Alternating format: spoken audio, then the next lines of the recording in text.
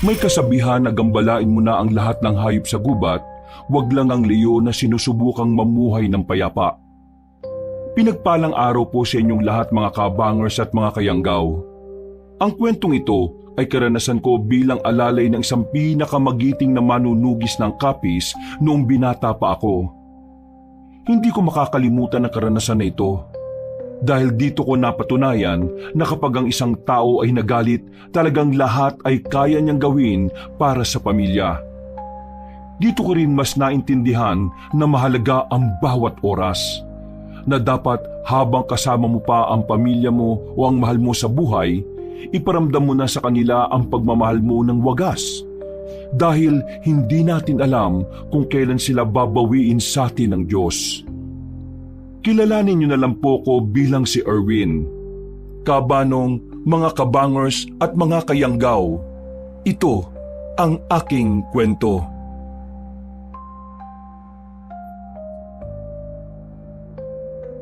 Bago nga pala magsimula ang ating kwento, sana'y mapindot niyo muna ang subscribe button at ang notification bell para lagi kayong nanonotify pag may bago tayong mga kwento. At huwag niyo rin kalilimutan mag-like at comment. Napakalaking tulong po ito sa ating channel para mas makapagatid pa kami sa inyo ng mga magaganda at mga nakakapangilabot na mga kwento. At ngayon, sa ating pagpapatuloy.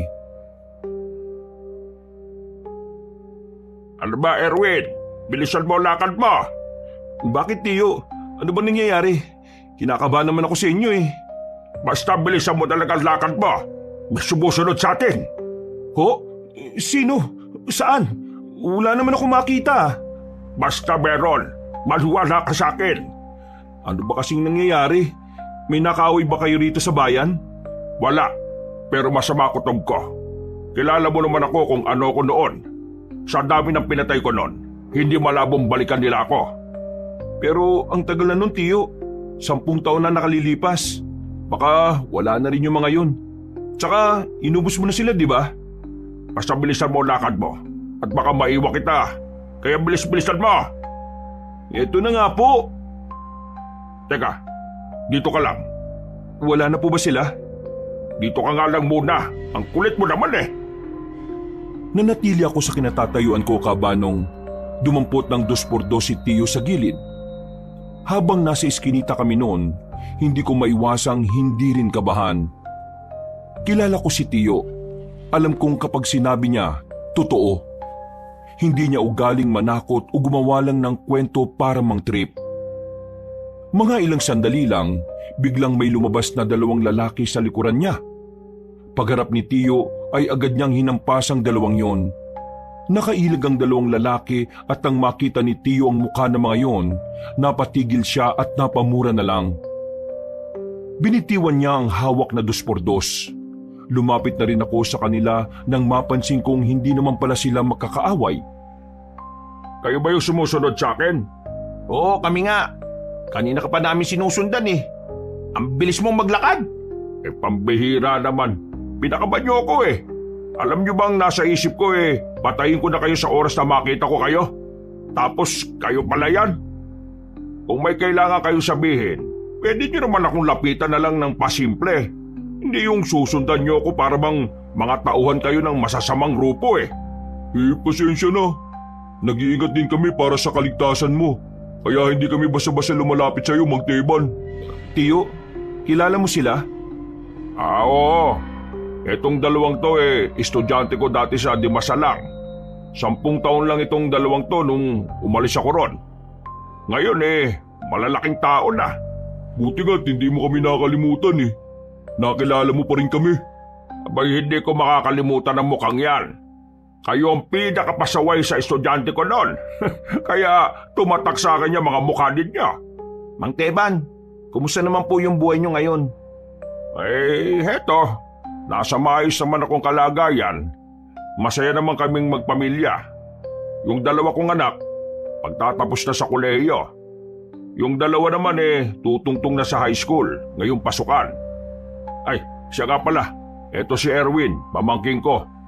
Palagi kong kasama yan dahil sa bahay lang din naman namin siya nakatira.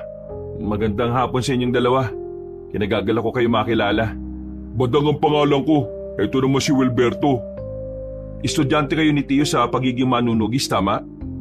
Oo, ganun na nga. Alam nyo, kaarawan ng bunso ko ngayon eh.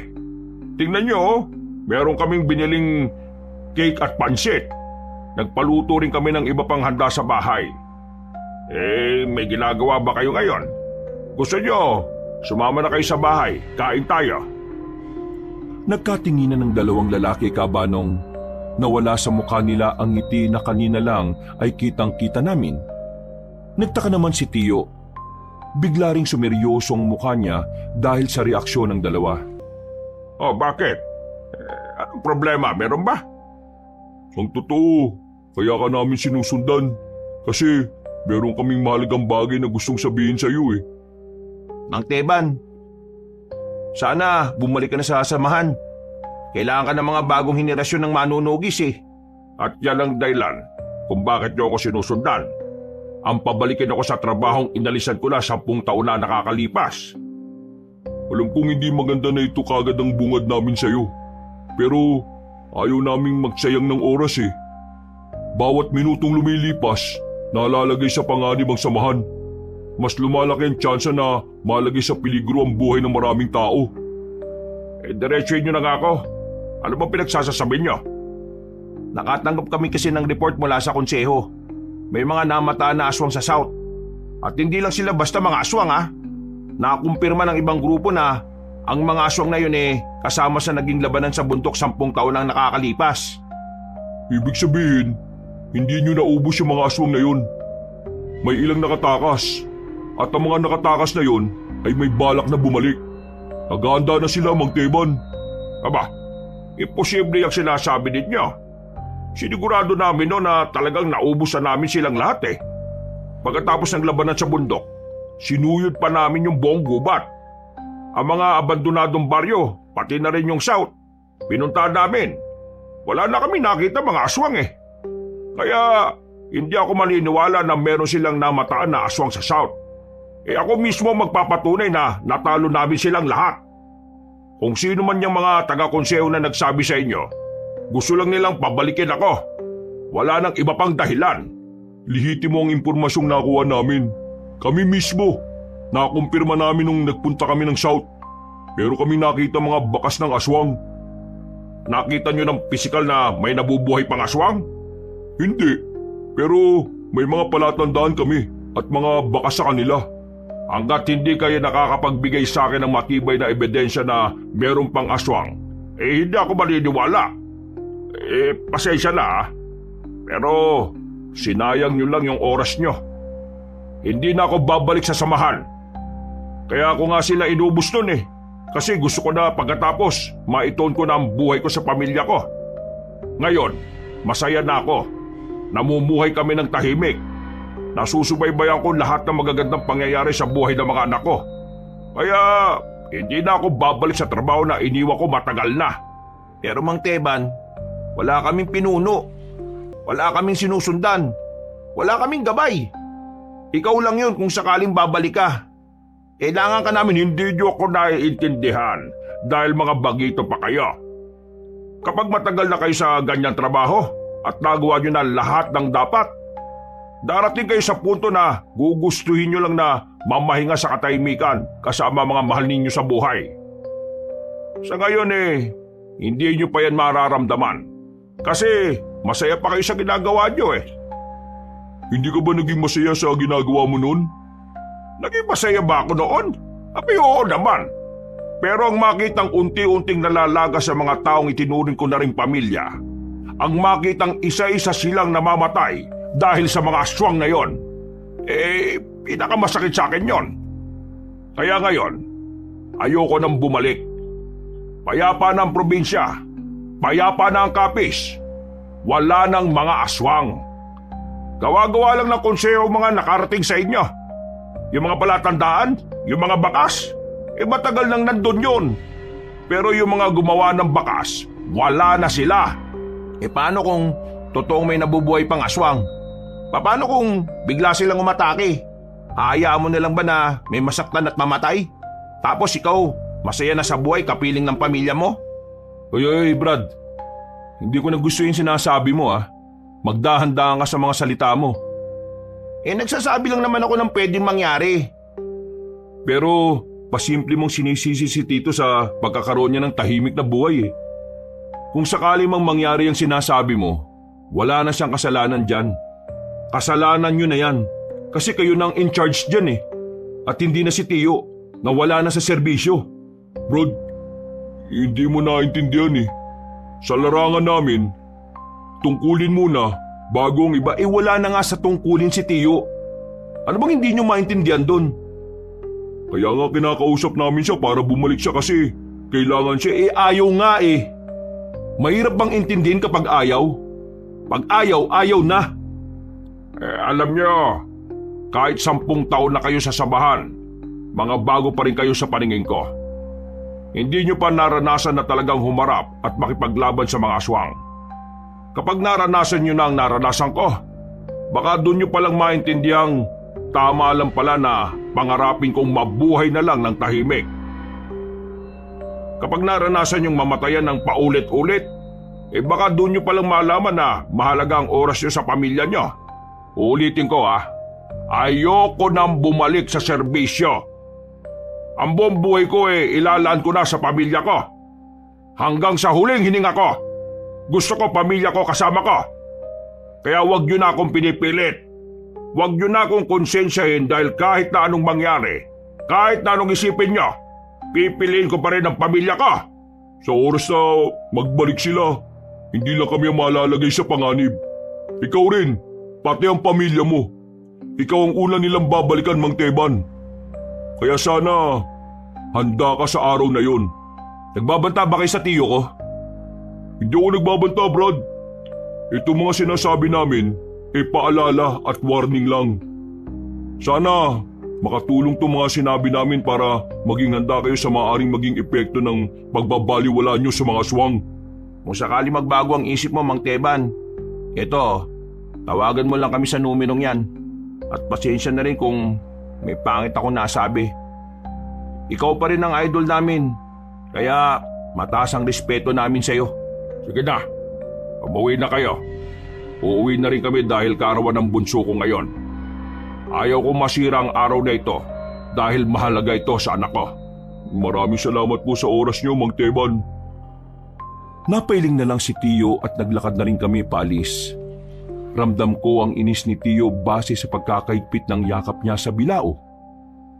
Nang makarating na kami sa sakayan, doon pa lang ako nagkaroon ng pagkakataon na kausapin si Tio. Tingin mo, Tio, gumagawa lang kaya sila ng kwento para pabalikin ka? Hindi sila yung konseho ng mga manunugis. Mahilig silang gumawa ng problema kahit wala naman talagang problema. Ginagawa nila yun para pabalikin ako. Ilang beses na nilang ginawa yun Kala siguro nila maliniwala ako.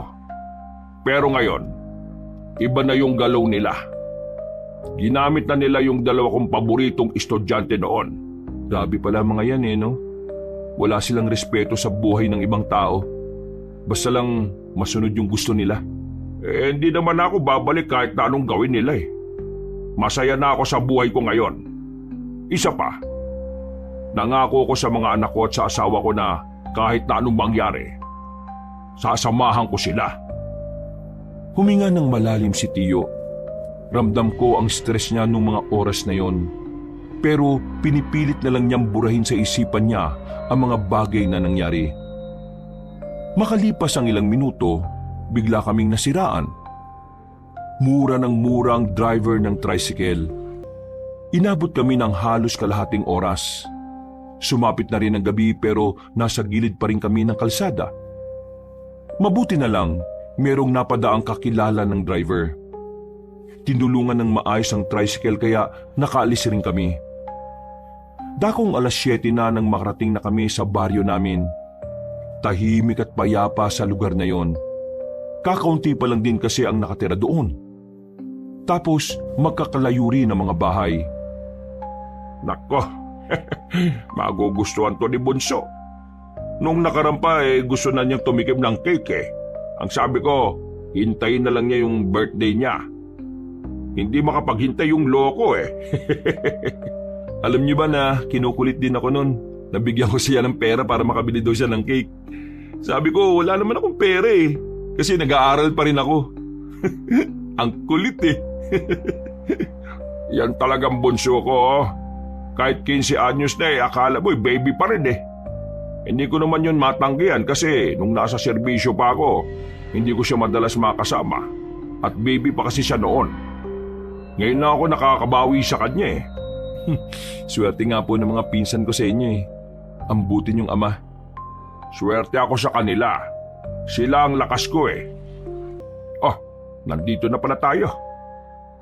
Mula sa gate, may ilang metro na daan papunta sa pinakabakuran at napangiti pa si Tio sa sobrang pagkasabik. Iniisip namin kung ano ang magiging reaksyon ng bunso niyang anak. Pagdating namin sa bakuran, nakita naming nakabagsak ang kaldero sa lapag. Tahimik din ang loob ng bahay. Himalang walang tao sa labas. Naabutan din namin ang naiwang pinapakulong baboy sa salangan. Mayroong napansin si Tio sa lapag. Pagtingin namin, dugo. Dugo yun ng tao. Nagmamadali kaming pumasok ng bahay. Sa sala pa lang, tumambad na sa amin ang hindi katanggap-tanggap na senaryo. Nagkakalat ang dugo sa lapag. May mga talsik din sa pader. Unang nakita namin, yung bunso niya. Hawak-hawak pa ng pinsan ko ang regalo na mula sa nanay nila. Kaunting lakad lang, nakita naman namin si Lola. Dinamay rin siya kahit na hindi na siya nakakabangon. Hinanap namin sila Tia.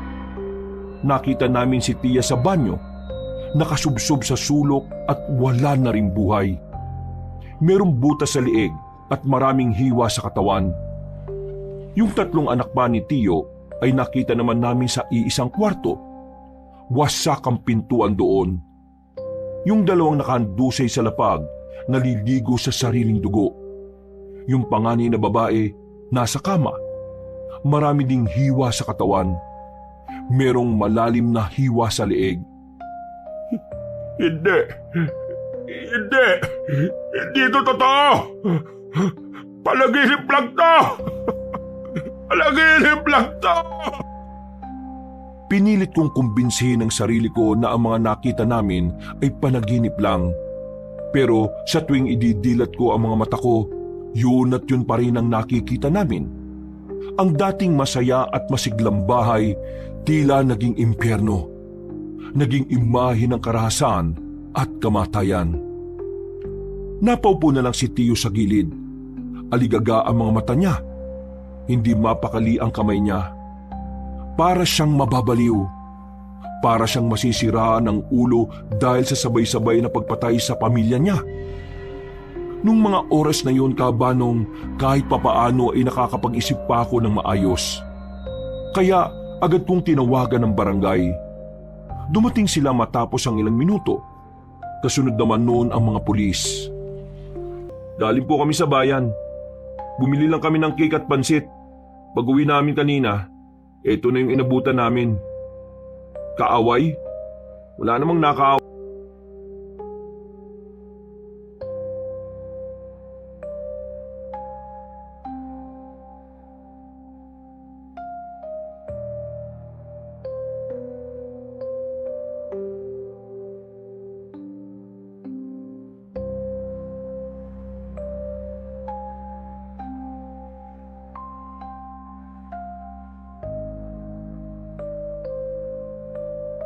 Si Tio naman, natulala lang siya habang pilit kinakausap ng mga pulis.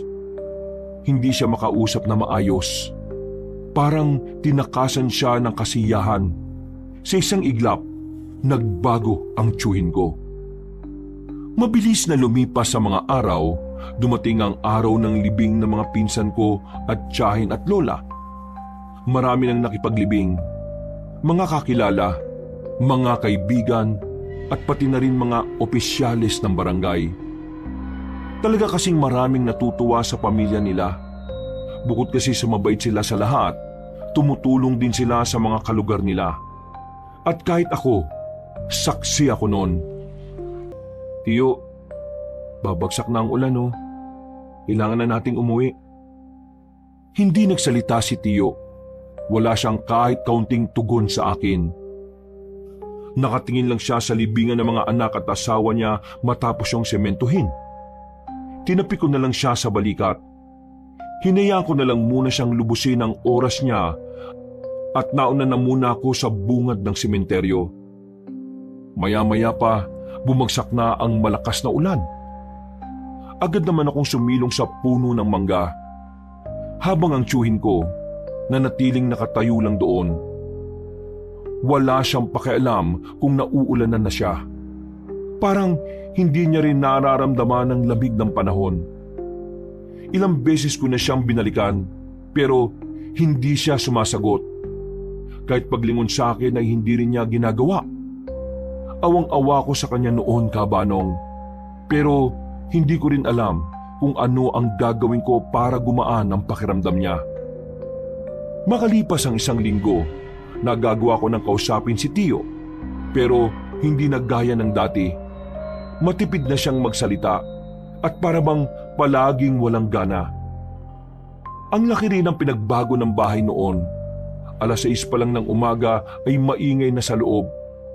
Pero mula nang mamatay si Tia, kahit 3:00 na ng hapon ay parang madaling araw pa rin sa sobrang tahimik.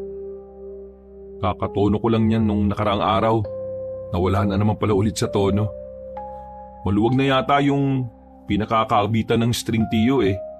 Siguro. O sige na, umuwi ka na muna sa inyo. Ho? Teka, bakit naman ako uuwi sa amin, Tio? Ayaw mo na ba ako nandito? May kailangan lang akong gawin. Kailangan gawin? E di, sama ako dyan. Hindi ka pwede, kaya umuwi ka muna sa inyo. Mas makabubuti yon. Ho? Bakit naman? Huwag niyong sabihing... teka, babalik ka na ba sa pagiging manunugis? Kaya ba nakita kita nung nakaraan na nililinis mo yung mga gamit mo? Hindi nagsalita si Tio, Kabanong. Nakatingin lang siya sa malayo. Walang ngiti. Walang kahit na anong emosyon. Pero kahit na ganun, ramdam ko sa kanya ang matinding pangungulila. Nararamdaman ko sa kanya ang kalungkutan. Mamaya alis na ako. Bukas ang balik ko. Kapag nakita pa kita rito sa bahay na ito, ihahatid na kita sa inyo. Ang gara niyo naman, Tio. Akala ko ba magkasama tayo sa kahit saan? Bakit parang tinataboy mo na ako? Mas maganda nang itaboy kita, kesa naman mapahama ka pa. Handa naman ako matuto para Pwede bang makinig ka muna sa akin, Erwin? Bakit ba ang tigas ng ulo mo? Ano bang mahirap intindihin doon? Hindi ko kasi maintindihan kung bakit binali mo yung pangako mo sa pamilya mo na kahit na kailan, hindi ka nababalik doon. Kailangan kong bigyan ng hustisya ang kamatayan nila. Hindi mo ako maintindihan. Tingin nyo, magiging masaya sila sa gagawin nyo? Paano kung ikaw naman ang mawala? Tapos ngayon, ayaw mo pa akong isama? Ayaw kitang isama dahil ikaw na lang ang meron ako, Erwin. Ikaw na lang ang pamilya ko. Kapag pati ikaw ay napahamak, mas lalong hindi ko mapapatawad ang sarili ko. Baka ikabaliw ko na kapag pati ikaw ay mawala sa akin. Kaya sana maintindihan mo ko. Hayaan mo kong gawin ito dahil ito na lang ang nakakapagpagaan sa kalooban ko. Napasandal na lang ako sa dingding at napabuntong hininga, Kabanong. Naintindihan ko naman si Tio. Alam ko na hindi madaling tanggapin ang lahat ng nangyari, lalo na't biglaan lang ang pagkawala nila. Ibig ba nitong sabihin, tama yung 2 estudyante mo? Nagbabalik na ang mga aswang? May pagkakamali akong ginawa noon. Kung alam ko lang na demonyo siya, tinapos ko na siya noon pa. Sinong siya?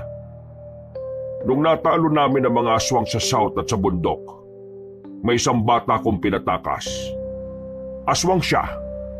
Pero nung oras na yon, nakaramdam ako ng awa dahil akala ko, inosente siya.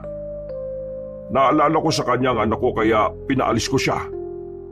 Nangako siya sa akin na hindi niya tatahakin ang landas ng mga kalahi niya. Yun ang malaking pagkakamali na nagawa ko.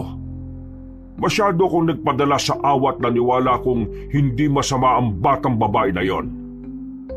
At sa 10 taon, nakabuo na siya ulit ng grupo at sila ang salarin ng mga nangyari. Malakas ang kutob ko na mga aswang ang pumatay sa pamilya ko. Amoy na amoy ko ang iniwan nilang baho dito sa bahay nung dumating tayo. Kaya Erwin, umuwi ka na sa inyo. Magiging madugo itong gagawin ko. Hindi ko na siya kinontra, Kabanong. Naisip ko rin kasi na talagang delikado rin ang buhay ko. Kung hindi nga lang siguro ako kasama ni Tiyo nung gabing namatay sila Tia, baka nakasama rin ako sa mga namatay. Kinikilabutan ako kapag naiisip ko kung gaano kabangi sa mga aswang. Hindi ko maiwasang hindi mangamba, pero sa kabilang banda naman ay nababahala rin ako sa kaligtasan ng tiyuhin ko. Matanda na siya. Hindi na siya gaya ng dati 10 taon nang nakalilipas. Alis na ako. Isarado mo lahat ng bintana. Ikandado mo para sigurado itong pintuan. Harangan mo ng lamesa sa loob. Yung naran na lamesa ang iharang mo para mabigat. Bukas na ako makakauwi bandang tanghali. Pag-uwi ko, sana nakaalis ka na. Erwin, hindi sa ayaw na kitang makasama. Ayaw lang kitang madamay sa panganib na papasukin ko. Naintindihan ko na, Tiyo. Pero nag-aalala ako sa inyo eh. Bakit? Hindi ba matanda na ako? Hindi mo kailangan mag-alala. Mabangis pa rin ako. Tumawa ka na rin. O sige na. Aalis na ako. Mag-iingat ka rito ha. Tinapik na niya ako sa balikat. Naglakad na rin siya palayo, dala-dala ang kanyang maalamat na katana. Pati na rin ang kanyang 45 baril. Ayon sa kanya, ang 2 kagamitan na yun ang pumatay ng maraming aswang noong araw. Mag-isa ako sa bahay, pero wala namang nangyaring masama sa akin. Kinabukasan, naganda na rin ako sa pag-alis ko. Nag-iwan na lang ako ng sulat sa bahay dahil hindi na magpapang-abot ang oras namin. Nang nasa bayan na ako, medyo nahirapan akong sumakay. Marami kasing mga tao nung araw na yon, pero mas konti naman ang mga jeep na dumaraan. Naisipan ko na munang kumain sa kabilang kalsada. Pagpasok ko sa karinderya, nakita ko si Wilberto at Badang na kumakain. Napatingin din sila sa akin.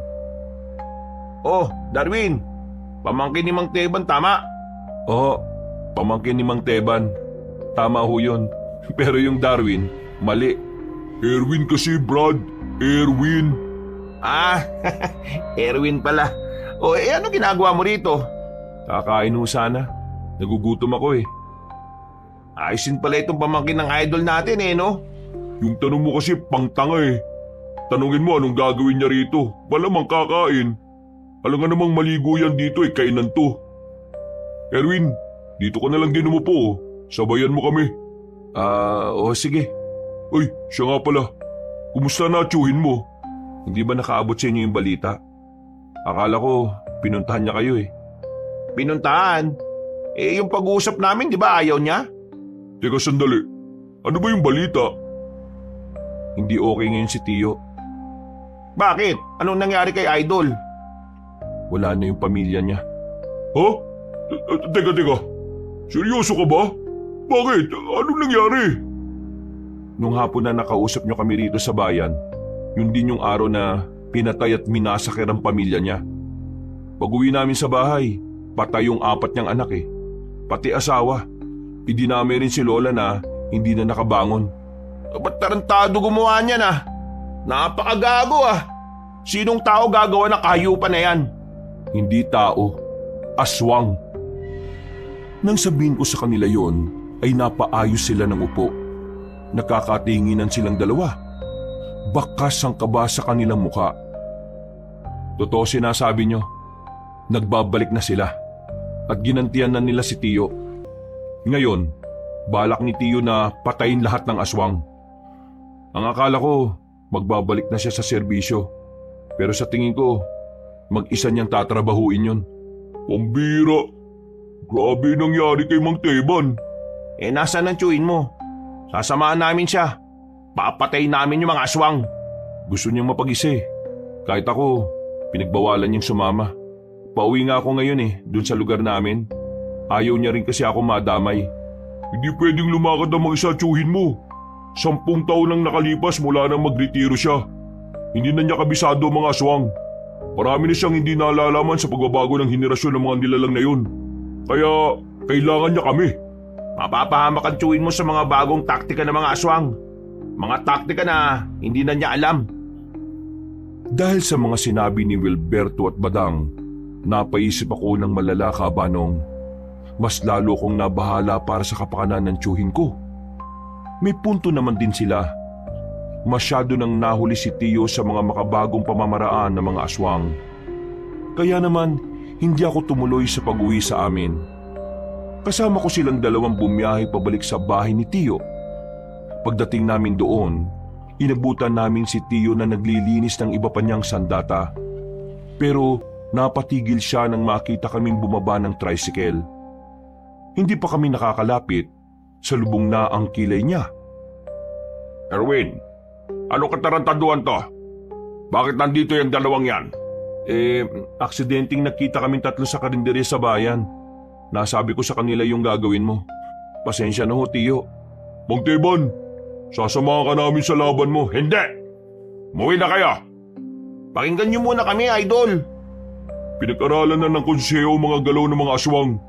Kung hayaan mo kaming tumulong, malaki may tutulong na mga impormasyon na pwede naming makuha sa konseho. Mang Teban, ang mga aswang ngayon hindi na gaya ng aswang 10 taon na nakalipas. Iba na sila. Mas matalino na sila ngayon, hindi gaya noon. Sinasabi mo bang mga inutil ang mga aswang noon? Kaya sila natalo. At dahil matatalino na sila ngayon hindi ko na sila kakayanin? Hindi naman sa ganun. Ang sinasabi ko lang, meron silang bentay sa maraming aspeto dahil makabago na rin ang pamamaraan nila ng pag-atake. Napakinggan ko na kayo. Sige na, umalis na kayo. Hindi ko kailangan ng tulong ninyo. Ikaw, Erwin, umalis ka na rin at huwag ka nang babalik dito kahit na kailan. Naintindihan mo ako? Tiyo, may punto naman silang dalawa eh. Bakit ba ayaw niyong tanggapin yung tulong nila? Laban ko tong mag-isa. Walang pwedeng makialam. Personal ito. Personal! Di niyo ako maintindihan Maliban na lang kung papatayin din ng aswang ang mga pamilya ninyo. Kaya bago pa ako magalit ng tuluyan, umalis na kayo rito! Alis! Napapailing na lamang kami, Kabanong. Wala kaming nagawa kundi ang sundin ng sinabi niya. Lumabas na lang kami ng bakuran at naglakad palabas ng gate. Sabi ko na sa inyo Intindi na lang natin. Hindi rin naman kasi madaling tanggapin ang nangyari. Para sa akin, normal lang yung nagiging reaksyon at ugali niya ngayon. Mabuti pa palipasin na muna natin. Hindi natin to pwedeng palipasin. Habang lumilipas sa mga araw, mas lalong malalagi sa panganib ang buhay niya. Malakas ang loob ng mga aswang. Parang alam na nila na wala na sasamahan si Mang Teban kaya hindi sila natatakot. Hindi na namin pinilit pa ang gusto namin. Umalis na kami roon. Dahil hindi ko pa gustong umuwi sa amin, makikitira muna ako sa kanilang dalawa. Total, magkasama naman daw sila sa iisang bahay. Ilang minuto lang ang nakalipas, nakabalik na kami sa bayan. Maayos at maganda naman ang bahay na tinitirhan ng dalawa. Kaya palagay ko, magiging komportable naman ako ron. Pasensya ka na Ito lang bahay namin. Ang ganda nga Babalikan natin si Mang Teban bukas. Kailangan natin siyang makausap ulit. Hindi ba dapat palamigin muna natin yung ulo niya? Wala na tayong dapat sayangin na oras. Hindi natin alam ang binabalak ng mga aswang Tahimik ng gabing yon. Habang nakahiga ko at nakatingin sa kisame, hindi mawala-wala sa isipan ko si Tiyo Teban. Kahit alam ko naman kung gaano siya kahusay na manunugis noon. Hindi ko pa rin maiwasan na hindi mag-alala para sa kapakanan niya. Dahil sa kakaisip ng kung ano-ano, dinalaw na rin ako ng antok. Maayos ang gising ko kinabukasan. Iniwan ako ng dalawa at bumalik sila bandang hapon. Wala kaming sinayang na pagkakataon. Agad na rin kaming bumiyahe papunta sa bahay ni Tiyo. Magbabakasakali ulit kaming mapapayag siyang sumama kami sa kanya. Pero nang dumating kami roon, meron kaming nakitang matandang babae na nakagapo sa puno ng nyog sa gilid ng bahay niya. Buwaghag ang buhok ng matandang babae. Nanlilisik din ang mga mata nito. Mahahaba din ang kuko. Lalapitan ko sana para kausapin pero pinigilan ako ng dalawa. Ayon sa kanila, aswang ang nakagapos noon. Anong ginagawa niyo rito? Ilang beses ko bang sasabihin na hindi ko kailangan? Tignan niyo, sisiw lang sa akin ang paghuli sa isang ito. Patunay lang yan na kaya ko pa rin gumalaw kahit wala akong kasama. Tiyo, saan mo kinuha yan? Hindi na mahalaga yon. Ang mahalaga, nandito siya at pipigain ko siya. O ano, di ba kaya alis? Anong gusto niyo makita? Kung paano ko pagsasalitain ng matandang ito? Kinuha ni Tiyo ang tubo sa silong ng bahay. Lumapit ito sa matandang babae at tinukoy ang dulo ng tubo sa ulo nito. Umangil naman ang aswang na yon. Galit na galit. Naglalaway at lumalabas pa ang mahaba at matulis nitong dila. Tanda, sabihin mo sa akin kung nasaan ang iba mong mga kasama. Kung hindi ka magsasalita, mahihirapan lang kita. Wala akong alam sa sinasabi mo. Wala akong kasama. Mag-isa lang ako namumuhay sa gubat. Wala akong kakilala. Hoy, tanda, hindi ako pinanganak kahapon. Para sabihin ko sa iyo, marami na akong pinatay na aswang noon. Kaya hindi na bago sa akin yung mga pinagsasasabi mo. Kung hindi ka magsasabi kung nasaan sila, pahihirapan kita. Kaya ngayon, tatanungin ulit kita. Nasaan ang iba mong mga kasama? Bakit ba ang kulit-kulit mo? Wala nga akong kasama. Ano naman kung marami ka nang napatay na aswang? Anong mapapala mo sa akin wala nga akong alam. Wala kang alam ano yung mga nakita ko sa loob ng bahay mo? May mga larawan kayo. At nandun sa larawan na yon, ang mukha ng batang babae na pinatakas ko noon. Hindi mo ako maloloko. Magsasalita ka o ipatitikim ko sa iyo itong hawak ko. Bahala ka sa buhay mo. Wala akong sasabihin kasi wala akong alam. Ganun ba? Hindi nagdalawang isip si Tiyo. Hinataw niya ng malakas sa matandang babae ng tubo sa muka.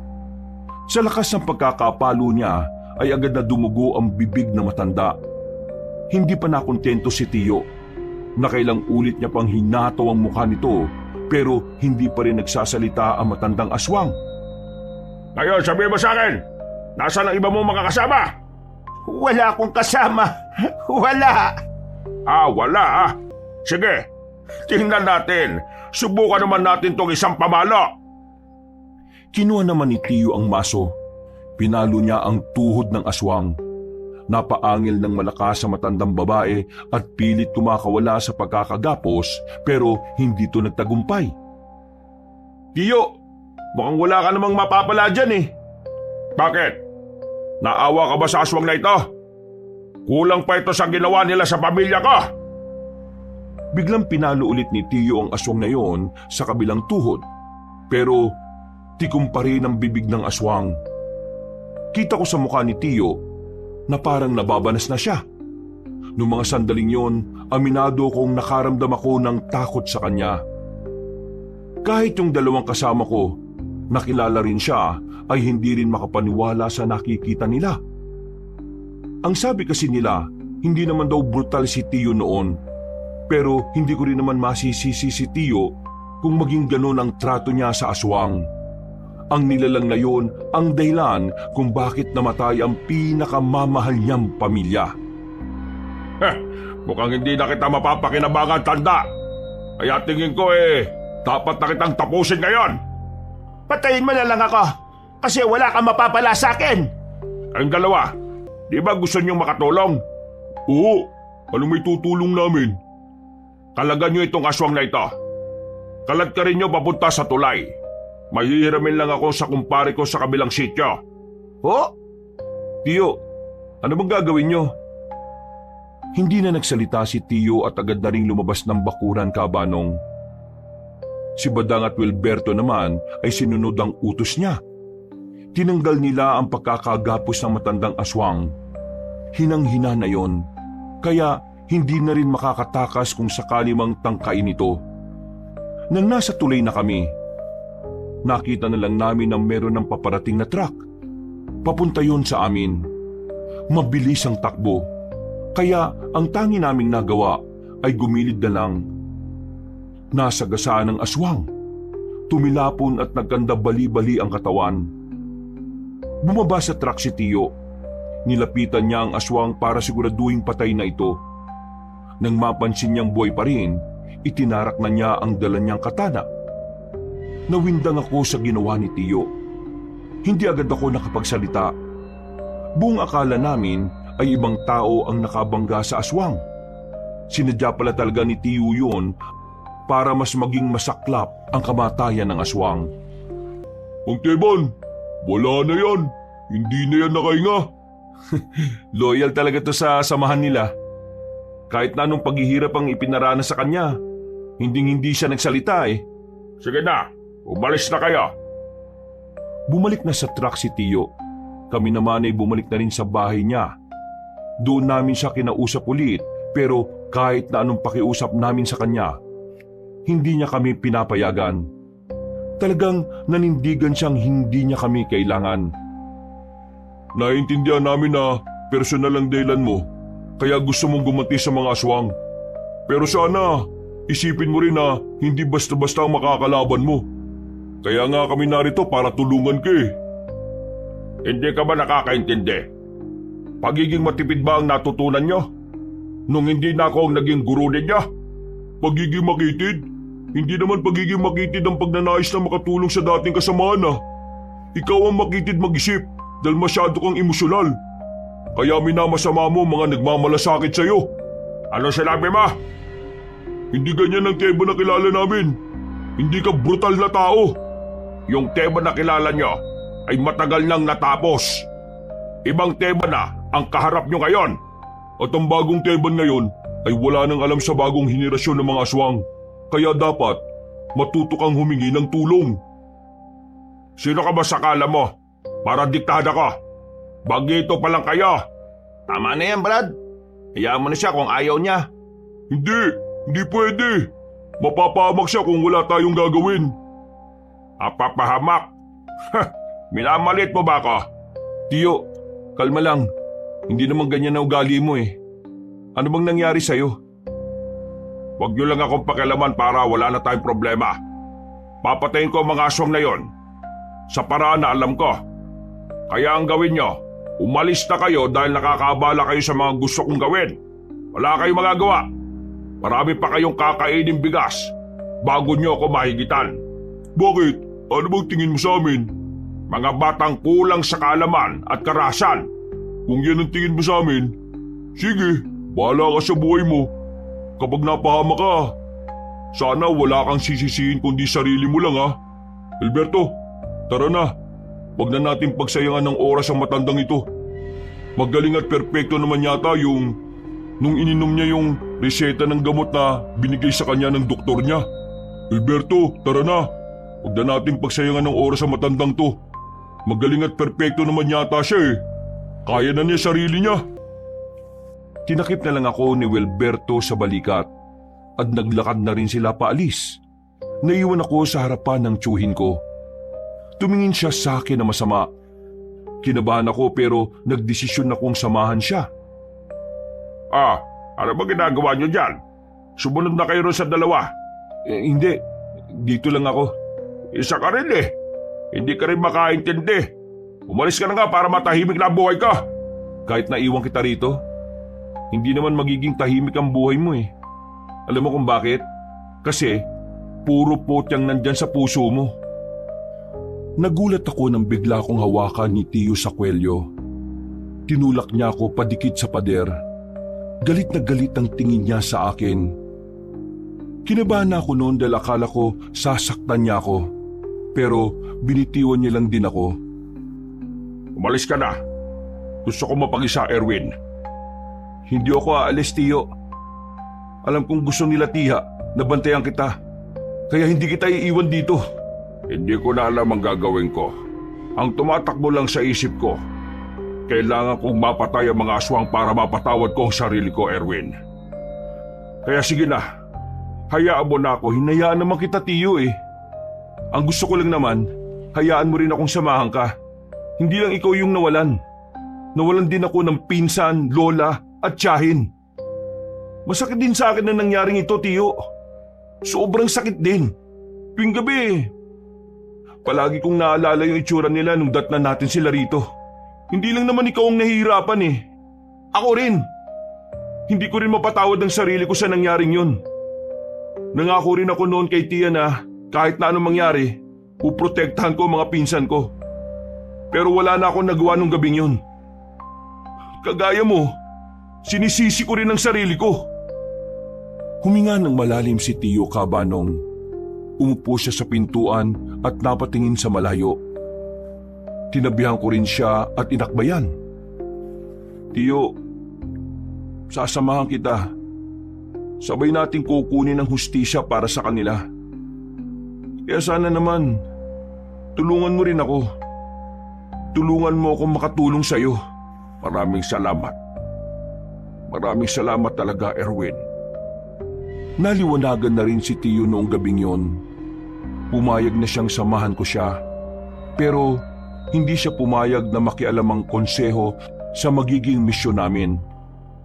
Hindi niya rin gustong isama si Badang at Wilberto. Dahilan niya, ayaw niyang mapahamak ang dalawang yon. Hindi dahil alam niyang kulang pa sa karanasan, ngunit dahil ayaw niyang may mabawasan na naman sa mga taong mahalaga sa kanya. Kinabukasan, medyo magaan ang pakiramdam ko. Nakikita ko na rin nakangiti si Tiyo. Habang pinagmamasdan niya ang larawan nilang magpamilya. Ramdam ko ang namumuong pag-asa at saya sa kanya. Nilapitan ko siya at inakbayan. Pakiramdam ko noon, bumalik na ang dating Tiyo ko na talagang positibo sa buhay. Tiyo, si Badang at Wilberto, hindi ba talaga sila pwedeng sumama? Ramdam ko kasing sincero sila sa pagtulong sa atin eh. Hindi ko pa nababasa ang galaw ng mga aswang eh. Kaya delikado kung marami tayong gagalaw. Kapag marami, mas madali nila tayong mababantayan. Kung sakaling dumating ang oras na kailanganin na natin ng tulong, handa akong tanggapin sila. Kailan mo ako tuturuan ng mga nalalaman nyo? Ngayon, agad-agad, wala tayong oras para magbuni-muni. Sa ginawa kong pagpaslang sa matandang aswang, siguradong galit na sila. Opisyal yun ng mga aswang. Opisyal? Sigurado ka, Tiyo? Oo. Hinalungkat ko yung mga gamit niya bago ko sunugin ang bahay niya. Doon ko nalaman na talagang konektado siya sa mga aswang na pumaslang sa pamilya ko. Ang kaso nga lang, hindi talaga siya nagsalita. Mukha talagang handa siyang mamatay para lang sa samahan nila.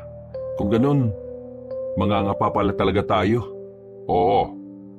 Natsambahan ko lang talaga yung matandang yun sa gubat. Makalipas ang ilang sandali, ay sinimulan na rin naman namin ni Tiyo ang pagsasanay.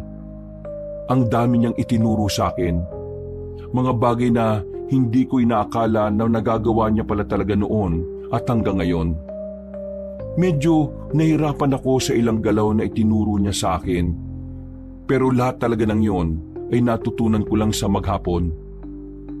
Mga bandang 6:00 ng gabi, nagpapahinga na kami habang umihigop ng tableya. Pawis na pawis ako. Pagod na pagod at talaga namang bugbog ang katawan sa kakagalaw. Nung kaidaran mo ako, hindi ako ganyang kabilis matuto. Nakakatuwa ka kasi mabilis ka makakuha ng mga tinuturo ko sa'yo. Ibig ba nitong sabihin, ako na ang susunod sa yapak mo? Kung ako ang tatanungin, ayokong tahakin mo ang ganitong landas. Ngayon lang kitang pinapayagang sumali sa ganito kasi gusto mong makatulong.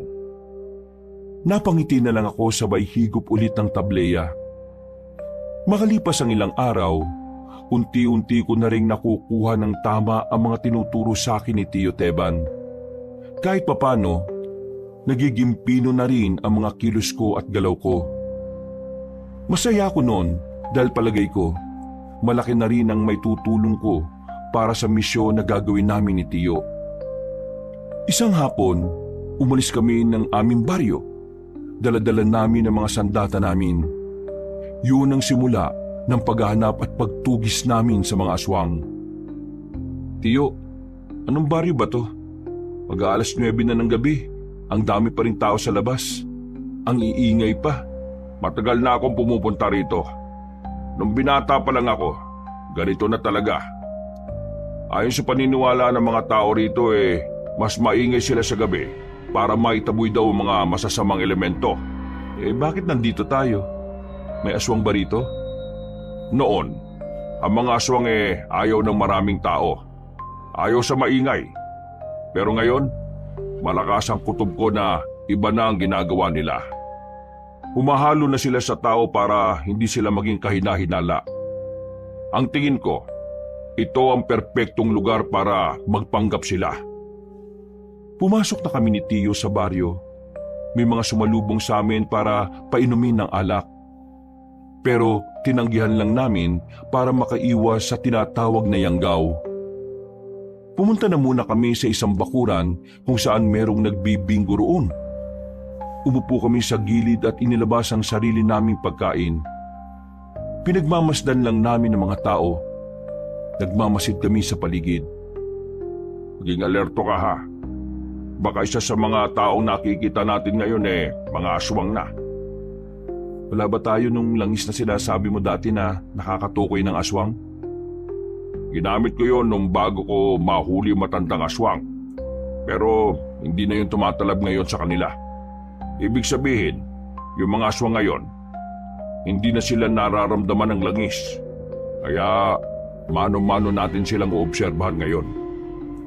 Habang kumakain kami ni Tio, napansin ko ang isang lalaki na nakatingin sa akin. Itinuro ko sa kanya yon. Tumigil kami sa pagkain. Nang mapansin din ng lalaki na nakatingin ako sa kanya, bigla na lang siyang naglakad paalis. Nagmamadali naming sinundan ng lalaking yon. Inihanda na rin namin ang aming sarili. Nang lumiko na kami sa isang kanto, tuluyan na namin siyang naabutan. Dinakma agad ni Tio ang lalaki sa balikat. Hinila ng malakas at agad na tinutukan ni Tio ng patalim sa liig. Sabi mo sa amin kung nasaan ang mga kasama mo. Dahil kung hindi, ibabaong ko itong hawak kong katana sa liig mo. At hindi pa ako makukontento. Susunugin kita habang naghihingalo ka. Ano ba yan? Diyos ko! Winawaral niyo, Kesh! Ano bang nagawa kong wrongfully sa inyo? Sinetch ba kayo? Mga person kayo? Teka, bakit ganyan ka magsalita? Obvious ba bagets? Isa akong baklush, Becky, bading! Huwag kang papalin lang sa isang ito. May mga aswang na bading din. Kaya ikaw bakla ka. Kung ayaw mong mamatay ng maaga, sabihin mo sa akin kung nasaan ang ibang aswang. Ay, wow siya oh. Galit yan siya. Me? Monster? Never! I'm not aswang, no? I'm simply human being na may dream maging girly. Hindi ako aswang. Tsura nitong thunders na ito. Kung hindi ka aswang, bakit ka tingin ng tingin sa amin? Correction, hindi sa inyo. It's only you, boylet. Bet na betsong ka kasi ng beauty Kesh. Tiningnan niya ako ng malagkit. Nakaramdam naman ako agad ng pagkailang. Pati rin si Tio ay parang kinilabutan. Binitiwan niya ang bading na yon. Tiningnan niya pa si Tio mula ulo hanggang paa. Tapos kumindat siya sa akin. Bago siya maglakad palayo, sumenyas pa siya sa akin na sundan ko siya sa halagang 150. Mas kinilabutan pa ako sa ginawa ng baking yung kaysa sa ideya na kakalabanin natin yung aswang eh. Ikaw pala ang gusto eh. Hirap maging pogi no? Napapakamot na lamang kami sa ulo. Habang naglalakad kami pabalik, dito na namin nakita ang totoong aswang. Parang inabangan na niya kami noon, kabanong. Nakatingin siya sa amin at nagawa pa kaming ngisihan. Nang lalapitan na sana namin siya, ay bigla siyang tumakbo ng mabilis. Hinabol namin siya ni Tio at wala na kaming pakialam kung makabanggaan namin ang iba naming makakasalubong na tao. Sa kakasunod namin, nakarating na kami sa isang abandonadong gusali. Madilim na roon at tanging ang kakaunting liwanag lang mula sa buwan ang nagsisilbing ilaw. Hindi na muna kami umabante. Sinuyod muna namin ang tingin ng buong paligid. Tiningnan ng likuran ng mga nakatambak na lumang gulong. Erwin, ganda mo sarili mo. May nararamdaman ako rito. Isa lang yun. Kayang-kaya natin yun, Tio. Hindi sila nag-iisa. Marami sila. Nang sabihin ni Tio ang bagay na yon, ay agad na dumaloy ang kaba sa aking kalooban. Parang biglang naglaho ang inipon kong tapang. Malakas ang loob mong hanapin kami. Ha! Hinahanga mo ako. Teka, Teban ba pangalan mo? Tama ba ako? Huwag kang umasta na parang ikaw ang pinuno ng mga salot na yan. Hindi mo ako maangasan.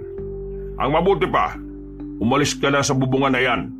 Bumaba ka rito at kalabanin mo ako kung talagang malakas ka. Heh, yung sinasabi mo kasi ay lumang tugtugin na yan.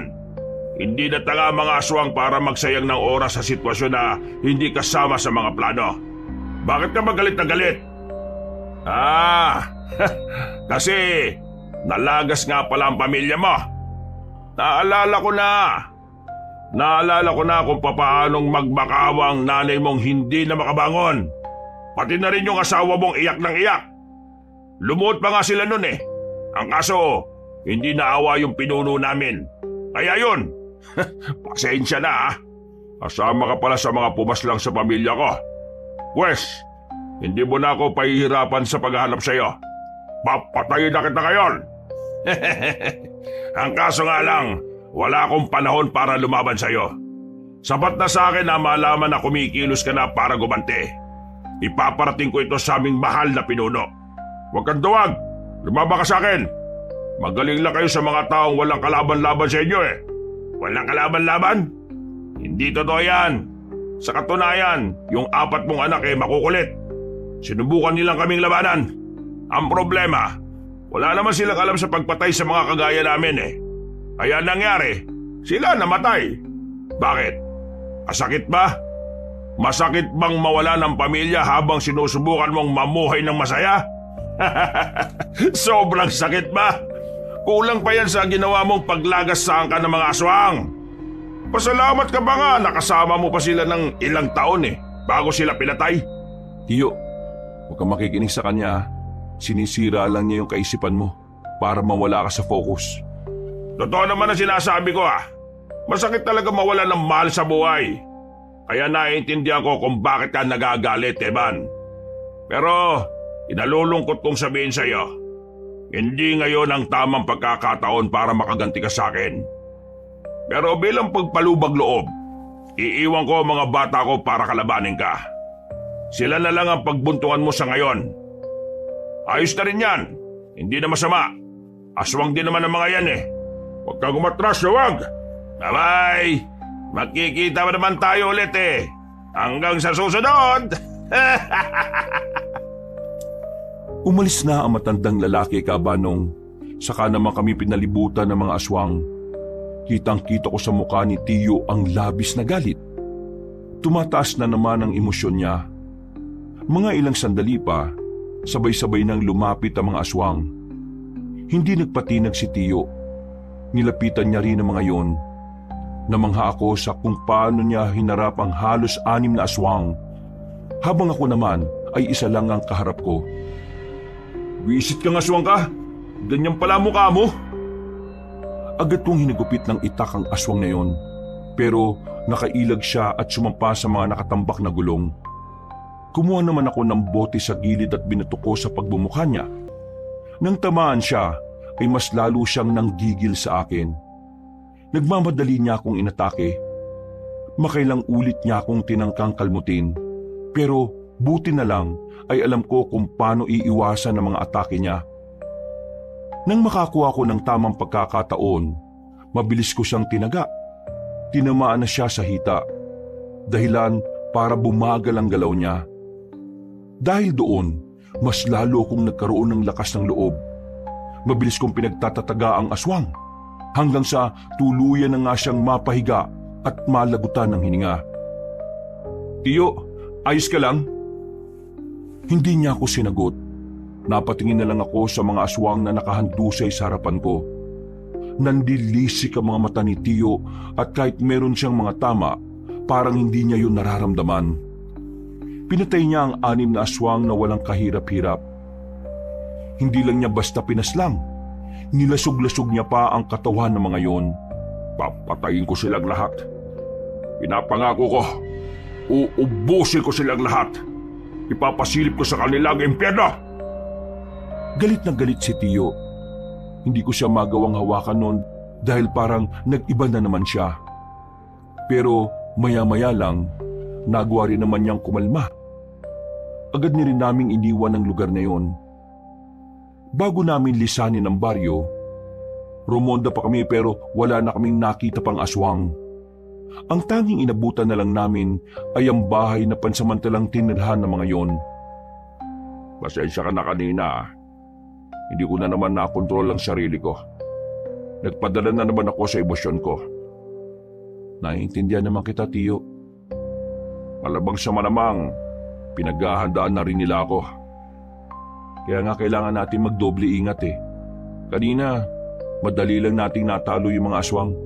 Pero malakas ang kutob ko na higit pa sa mga aswang na yun ang makakalaban natin sa susunod. Madaling araw na makabalik na kami sa bahay. Matapos malinis ang mga sugat ni Tiyo, nagpahinga na muna kami sandali sa bakuran. Naalala mo pa ba nung maliit kayo ng mga anak ko? Palagi niyong pinakikialaman ng mga gamit ko noon. Ikaw yung palaging nagpapasimuno eh. Hindi ko alam na senyales na pala yun na ikaw ang makakasama ko sa laban na ito. Sa totoo lang, Tiyo, gusto ko rin talaga yung ginagawa mo, bata pa lang ako. Mula nang malaman ko yun kay Papa, sinabi ko kagad sa sarili ko na gusto ko rin subukan ang larangan na pinasukan mo. Kaya palagi ako nandito eh. Pero Erwin, ang ganitong buhay ay hindi mo dapat pangarapin. Palaging delikado at palaging nasa panganib ang mga mahal mo sa buhay. Tingnan mo nangyari sa akin. Nadamay ang pamilya ko dahil sa pagiging marunugis ko. Tuwing bago ako matulog, palagi kong sinasabi sa sarili ko, kung sana hindi ako naging kampante. Kung sana hindi ko kinalimutan ang tungkulin ko. E di sana, buhay pa sana sila ngayon. Hindi niyo naman kasalanan na ginusto niyong mamuhay ng tahimik eh. Ang tunay na may kasalanan ng lahat ng ito ay ang mga aswang at wala nang iba pa. Nagkataon lang talaga na sinamantala nila yung pananahimik niyo, Tiyo. Hindi kasalanan na gustuhing bigyan ng mapayapang buhay ang mga mahal niyo. Maraming salamat, Erwin. Siguro kung wala ka, wala na rin ako sa katinoan. Ngumiti na lang ako sa kanya, Kabanong. Makalipas ang ilang araw, nagkaroon kami ng impormasyon kung saan nagtatago ang matandang lalaki. Nalaman na rin naming Doming pala ang pangalan niya. May-ari daw ng babuyan sa isang lugar sa bayan. Hindi ko inakala na mga aswang pala ay nagninegosyo rin pala. Ayon kay Tiyo, ginagamit lang nila ang mga ganoong gawain para pagtakpan ang pagiging aswang nila. Bumiyahe kagad kami pagsapit ng gabi. Pagdating namin sa bayan, pinuntahan namin ang eksaktong lugar kung saan nakatirik ang babuyan ni Mang Domeng. Sa malayo pa lang, naamoy na ni Tiyo ang amoy ng aswang. Kaya naman, hinanda na rin namin ang aming mga sarili. Kakaliwa tayo. Kapag may nakita tayong ibang aswang, lalagpasan lang natin ha. Bakay natin ay si Domeng. Siya ang una nating lalapitan. Meron akong daladalang pampatulog ng aswang dito. Kapag naituro ko to sa kanya, kukunin natin siya at dadalhin. Susubukan natin siyang pagsalitain. Kung sakali namang walang aswang na iba sa paligid, sa bahay niya mismo natin siya igagapos. Sige, Tiyo. Naintindihan ko po. Maingat kaming lumapit sa babuyan. Sa likod nun, Merong bahay na katamtaman lang naman ang laki. Unang tingin namin sa bahay, parang kakaunting tao lang ang nakatira doon. Wala kaming naririnig na kahit na anong ingay. Pero maya-maya lang, narinig na naming nagsalita si Mang Domeng. Nasa balkonahin siya. Merong kinakausap sa telepono. Nang masiguro naming wala ng bantay sa paligid, gumapang kami papalapit sa bahay. Nagtungo kami sa loob. Nakita namin ang hagdanan kaya nagmamadali kaming umakyat doon. Inabutan namin si Mang Domeng na abalang-abala sa pakikipagdaldalan sa cellphone. Hindi nagsayang ng oras si Mang Teban. Nilapitan niya agad si Mang Domeng at tinarak ang matulis na bagay sa leeg nito. Paano niyong nalaman ang tiraan ko? Hindi na mahalaga yon. Ang mahalaga, mamaya pagising mo, kakanta ka. Dapat nasa tono ha, kasi kung hindi, mamamatay ka. Nawalan na ng malay si Mang Domeng. Agad namin siyang iginapo sa haligi mismo ng kwarto niya. Nang magising siya, pilit siyang nagpupumiglas. Nagbago na rin siya ng anyo bilang aswang, pero wala pa rin siyang nagawa. Linti ka! Ikaw ang duwag! Lumaba ka ng patas! Pakawalan mo ako dito! Ikaw yung unang nagpakita ng kaduwagan. Nang iwan mo ako nitong nakaraan, sinubukan ko lang gawin yung ginawa mo. Masaya pala. Meron lang naman kami mga itatanong sa iyo. Sagutin mo para walang maging problema. At tingin nyo talaga, ilalaglag ko ang mga kasamahan ko? Manigas kayo! Magsalita ka, Domeng. Kailangan mo magsalita. Kasi kung hindi, baka pagsisiyan mo lang din. Kahit patayin nyo ako, wala kayong mababala sa akin. Hindi ko sasabihin sa inyo kung nasaan si Gabriela. Ganun ba? Sige. Kinuha ni Tio ang latigo niya sa bag. Pinalayo niya ako sandali. Hinagupit niya ng latigo si Mang Domeng. Sa sobrang lakas ng pagkakahataw niya, lumatay agad ang latigo sa balat nito. Isang latigo pa lang, dinugo na agad si Mang Domeng. Madali akong kausap, Domeng. Kung sasabihin mo sa akin ang kailangan ko, pwede pa kitang hayaang mabuhay. Hindi naman ako kagaya nyo ng mga siraulo. Sasabihin ko, sige, sasabihin ko na kung nasaan sila. Aray, magsasalita ka rin pala, dami mo pang daldal. Si Gabriela at ang mga kasama namin, nasa nasa buwan. Tarantado pala ito, Tio eh. Nasa buwan? Sige, nasa buwan. May kinuha ulit si Tio sa bag niya. Maliit na garapo na may laman na likido na kakulay ng suka. Ibinuhos ni Tio sa hita ni Mang Domeng. Nang maramdaman niya ang hapdi, sigaw siya ng sigaw. Halos mapatid ang ugat niya sa leeg sa sobrang hapdi. Hindi pa nakontento si Tio. Binuhusan niya rin si Mang Domeng sa bandang ari nito. Tama na! Hindi ko na kaya, halay! Hindi mo na kaya? Hindi mo na pala kaya eh. E di magsalita ka na. Nasa San Lazaro sila. Saan yung San Lazaro na yan? E di, sa buwan pa rin. Nasa buwan si Gabriela, tumatae. Napapikit na si Tio Teban sa sobrang inis. Pinipilit niyang ikalma ang sarili niya. Hindi kasi namin pwedeng paslangin kaagad si Mang Domeng. Malakas ang pakiramdam namin na marami siyang nalalaman. Domeng, kung hindi ka magsasalita, mapipilitan akong gamitin sa iyo ang kainaan mo. Kaya kung ako sa iyo makisama ka na lang. Kainaan? Wala akong kainaan, Teban. Hindi mo ako masisinda kahit magbanta ka pa. Ganun ba?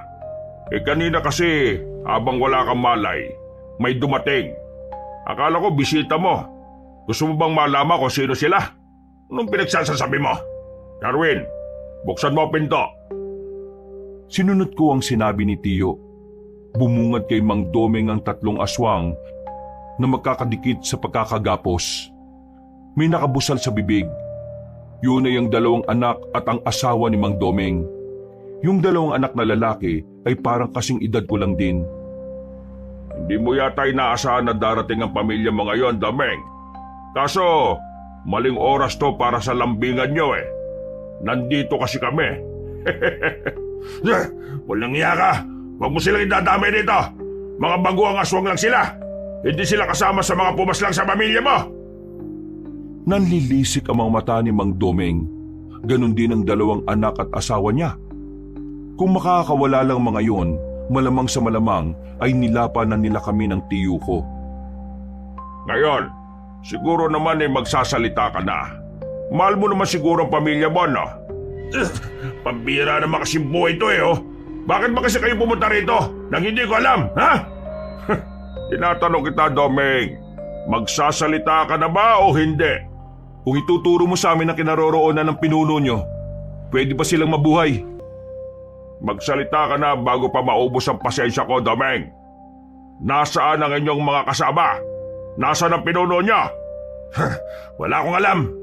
Umalis sila sa unang pinagtataguan namin nang malaman nilang kumikilos ka na. Pero ngayon, hindi ko na alam kung nasaan yung bago naming kuta. Akala mo siguro bata ko na pwedeng maniwala sa mga palusot mong bulok. Sige, ayaw mo magsalita ah. Madali akong kausap. Agad na nilapitan ni Tiyo ang anak at asawa ni Mang Domeng. Walang pag-aalinlangan na pinaghahataw niya ng latigo mga yon. Tumigil lang si Tiyo nang sabihin ni Mang Domeng na sasabihin na niya kung ano ang kailangan namin. Bilisan mo, Domeng. Umiikli na pasensya ko eh, oh. Alam ko kung nasan sila. Sasabihin ko na. Pero ipangako mo sa akin na hindi mo na sila sasaktan. Oo na. Sabihin mo lang kung nasaan ang amo mo at ang iba niyong mga kasama. Bagong Marayo Beach. Meron kayong madaraanan na 2 bundok na magkaharap. Napapagitnaan nun ang baryo kung saan nagtatago ang mga kalahi ko. Madalas din, naroon si Gabriela. Mula rito, pwede kayong mag-tricycle lang. Tapos bumaba kayo sa dating terminal. Yung abandonadong terminal, malapit sa Makabebe. Kaunting lakad lang, meron na kayo makikitang tulay. Sa ilalim ng tulay, merong lagusan papunta sa gubat kung saan matatanaw nyo na yung 2 bundok na sinasabi ko. Madali nyo nang mahanap ang baryo, basta tumbukin nyo lang ng diretsyo. Paano kami makakasiguro na totoo yung sinasabi mo? Tingin mo talaga magsisinungaling pa ako kung sasaktan nyo na yung pamilya ko? Gaano karami mga aswang na naroon? Halos lahat naroon. Pero nababawasan naman yon eh. Dahil yung iba, umaalis para maghakot ng mga bagong miyembro. Kung ako sa inyo, hapon kayo pumunta, bandang 3:00. Pero huwag kayong papaabot ng gabi. Sa gabi bumabalik ng iba naming mga kasamahan. Kung sa hapon, kakaunti lang ang mga aswang sa baryo namin. Meron kayong makikitang malaking ribulto sa bungad ng baryo. Huwag kayong dadaan sa diretsyo. Kakaliwa kayo para hindi nila kayo mapansin. Basta sa kaliwang daan, maraming maisan doon. Doon kayo dadaan. At pwede niyong gapangin para siguradong hindi sila makakahalata. Ano ang binabalak ng mga aswang bukod sa pagganti nila sa akin? Akala ko ba ituturo ko lang kung nasan sila? Ginawa ko na! Kagaya nga ng sinabi ko kanina, marami kaming itatanong sa iyo. Kaya sumagot ka na. Balak nilang pabagsakin ang konseho ng mga manunugis. Kapag nangyari yon, isusunod nila ang mga lokal. Tapos sa panguli, ang munisipyo rito sa bayan. Sasakupin niyo itong buong probinsya? Sasakupin? Anong mapapala namin sa lugar na ito? Hindi naman talaga rito nagsimula ang lahi namin. E anong motibo niyo sa mga binabalak niyo? Hindi itong kapis ang lupang sinilangan namin, kundi ang Gimaras. Kailangan lang naming burahin ang kapis sa mapa at tuluyang gawin itong lugar ng mga patay para magsilbing mensahe ito sa iba pang samahan ng mga manunugis.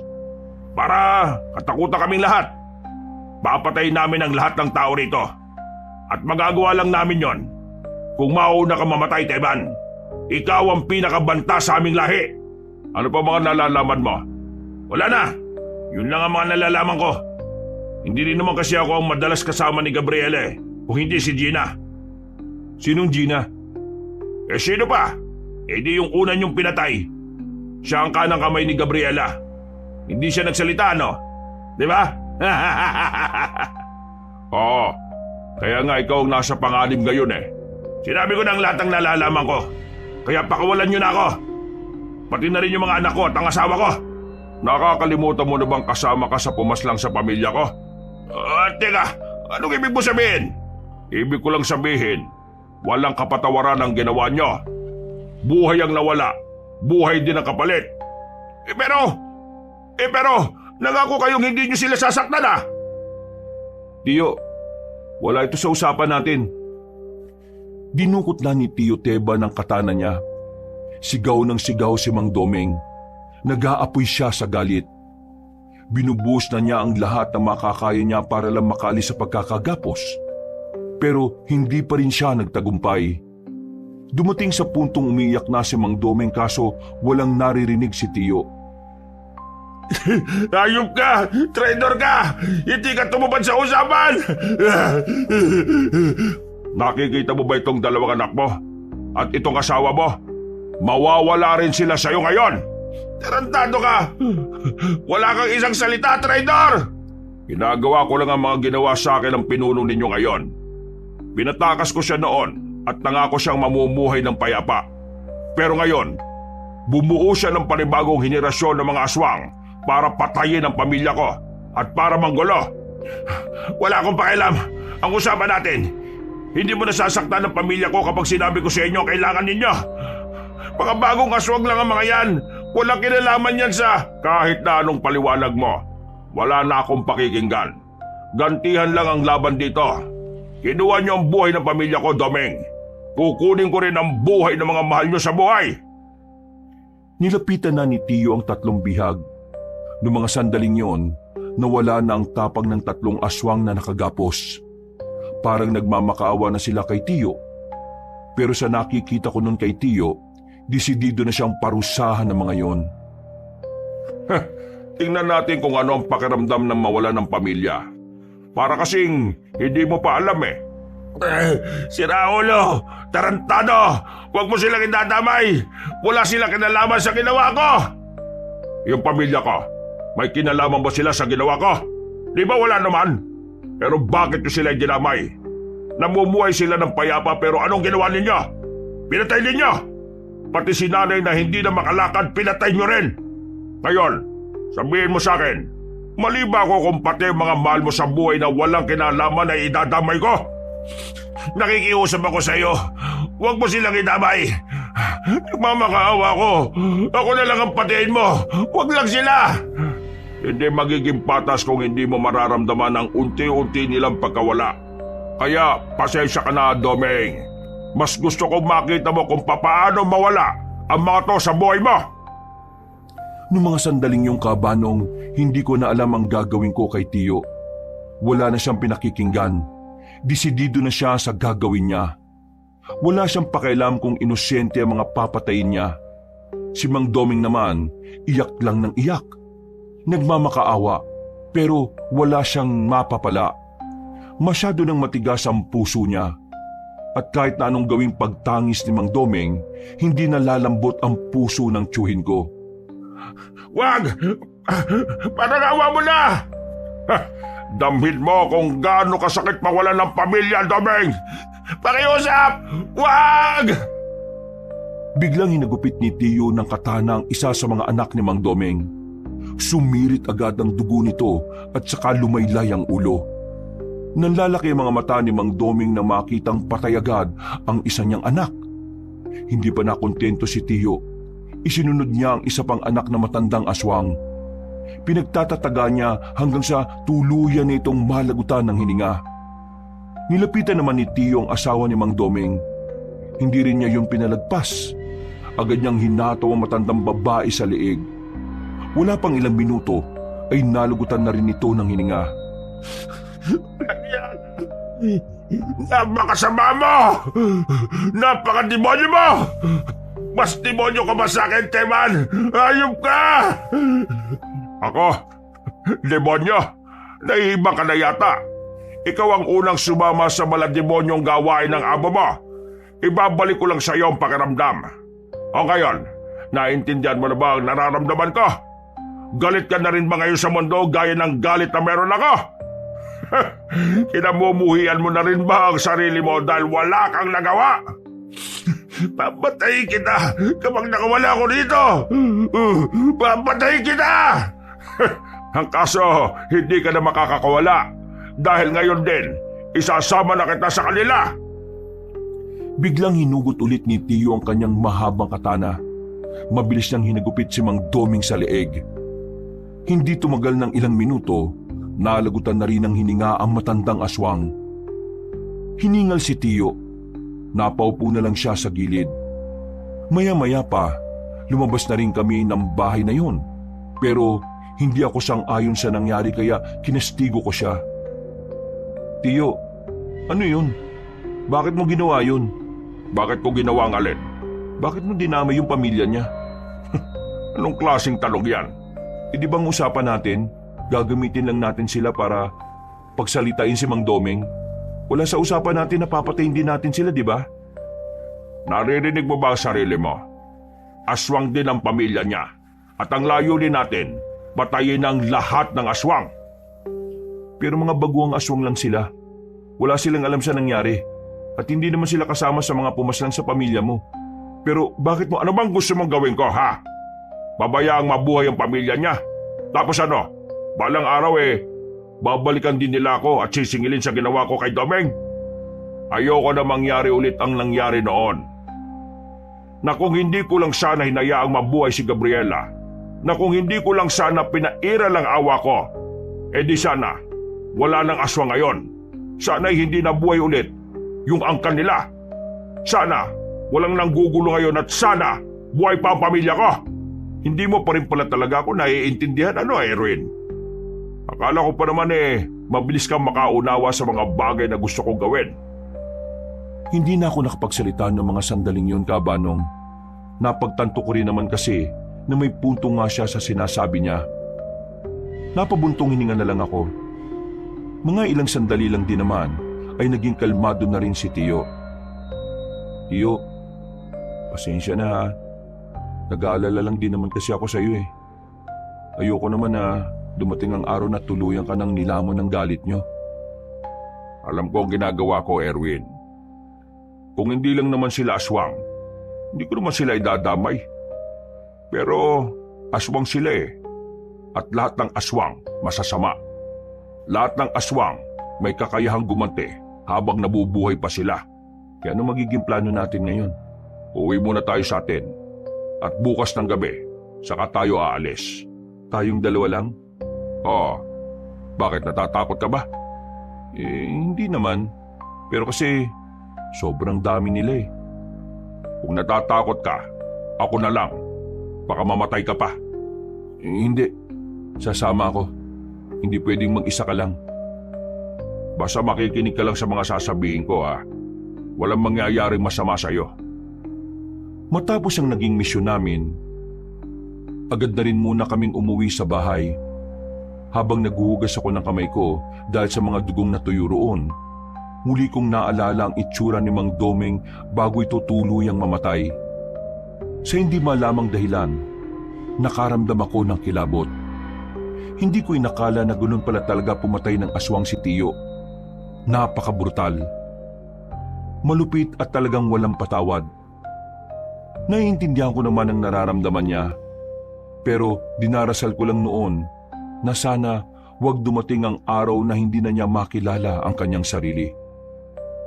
Kinabukasan, Oh, mabuti naman at gising ka na. nakatulog po ba kayo, Tio? Oo, pero 2 oras lang. Pwede ka na munang matulog.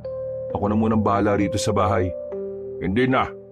Hindi na rin naman ako inaantok Sigurado ba kayo? Oo naman. Maya-maya'y may kumatok sa pintuan.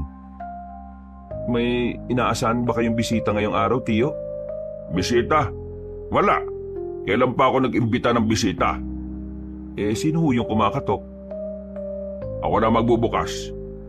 2 na lang tayo. Baka mamaya aswang yung mga yan. Lumapit kami sa pintuan. Pagbukas namin, bumungad sa amin si Badang at Wilberto. Baka sa mukha nila ang pangamba. Hindi pa namin sila pinapapasok ay kusa na silang pumasok. Sila na rin ang nagsarado ng pinto. Ay! Anong ginagawa niyo rito? Badang, anong meron? Mang Teban, kailangan namin ng tulong ninyo. Ha? Anong tulong? Di ba sinabi ko naman sa inyo na, Idol, nilagasan na nila ang konseho. Inisesa nila ang bahay ng mga opisyal. Kanina umaga, lumutang ang balita. Lahat patay. Ang akala namin wala nang ibang sinaktan ng mga aswang eh. Pero halos kalahati rin ng mga kasamaan namin, pinatay nila. Buti na lang nakaligtas yung iba. Pero ngayon, wala na kaming balita sa kanila. Nagtatago na sila dahil sa banta ng mga aswang. Idol, pakiusap. Tulungan mo na kami. Inuubos na nila kami. Kailangan namin ng isang kagaya mo. O teka, kumalma muna kayo. Kalma. Binigyan ko sila ng malamig na tubig para kahit papaano ay maging mahinahon sila. Maya-maya lang din ay napag-usapan na namin ang mga nangyari sa kanila. Kahit si Tio Teban ay nababahala na rin. Nanghinayang din siya sa mga buhay na nawala. Meron kami binabalak ni Erwin.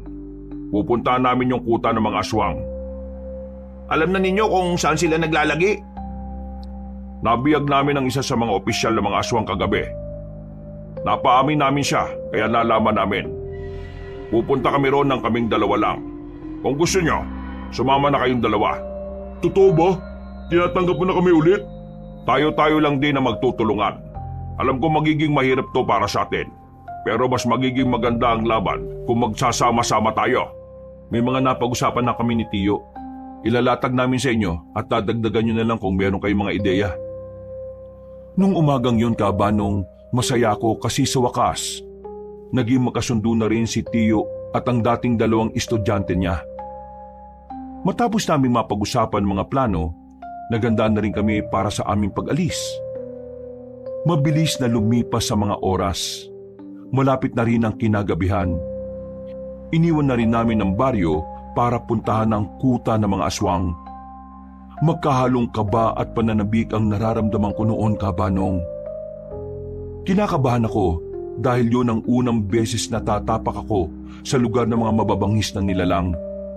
Nasasabik naman ako dahil sa wakas, magkakaroon na si Tio ng pagkakataon na makamit ang hustisya.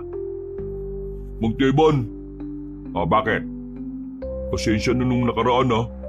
Nadala lang din ako ng emosyon ko noon. Pasensya na rin. Naintindihan nyo rin naman siguro kung bakit ganun ang reaksyon ko. Naintindihan naman namin. Kilala ka naman namin eh. Hindi ka naman talaga ganun. Ang tao kapag nasasaktan, nagbabago talaga. At saka, idol ka pa rin namin kahit na anong mangyari. Kahit na kalimutan mo kami, walang magbabago sa paghanga namin sa iyo. Kahit naman kailan hindi ko kayo kinalimutan. Nung una, ayaw ko lang talaga kayo makialam. Natatakot si Tio na baka pati kayo mawala rin sa kanya. Kagaya ko, ayaw niya rin akong isama nung una Pero nagtiwala siya sa akin. At nagtitiwala na rin siya sa inyo ngayon. Basta ang gusto ko lang naman makikinig kayo sa mga sasabihin ko ha. Isang karangalan talaga na makasama namin ang pinakamaalamat at magiting na manunugis. Noon yon. Pero ngayon hindi na. Isa na lang akong simpleng manunugis na naghahangad ng hustisya para sa pamilya ko. At para na rin sa mga taong biniktima nila ngayon. Nang makita na namin ang lagusan, tinahak namin yun ng halos 10 minuto. Paglabas namin, natanaw na namin ang dalawang malalaking bundok na magkaharap. Sa puntong ito, mas lalong lumakas na ang kaba ko sa dibdib ko. Dahil kaunting minuto na lang ay mapapalaban na rin kami sa mababangis na nilalang. Yandaan niyo mga sarili niyo. Kaunting sandali na lang tatapak na tayo sa balwarte ng mga aswang. Ingatan niyo mga sarili niyo ha. Sa tunay na laban, mas prioridad natin bantayan ang sariling kaligtasan kaysa sa kaligtasan ng mga kasama. Sakaling malagay tayo sa alanganin at sakaling pumalpak ang plano, ang una nating gagawin ay umatras at iligtas sa mga sarili natin. Ayoko na mga pasaway ha. Ang laban na ito ay tungkol sa buhay at kamatayan. Ayaw kong mauna pa kayong mawala kaysa sa akin. Nagkakaintindihan ba tayo? Tumango at sumang-ayon kaming tatlo. Matapos ang sandaling pagpupulong, agad na rin kaming naglakad para simulan ang aming mga plano.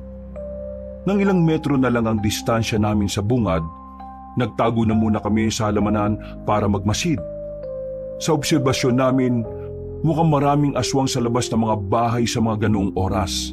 Kaya hindi kami nagpadalos-dalos. Hinintay na muna naming lumipas ang ilang oras para makakuha ng tamang pagkakataon.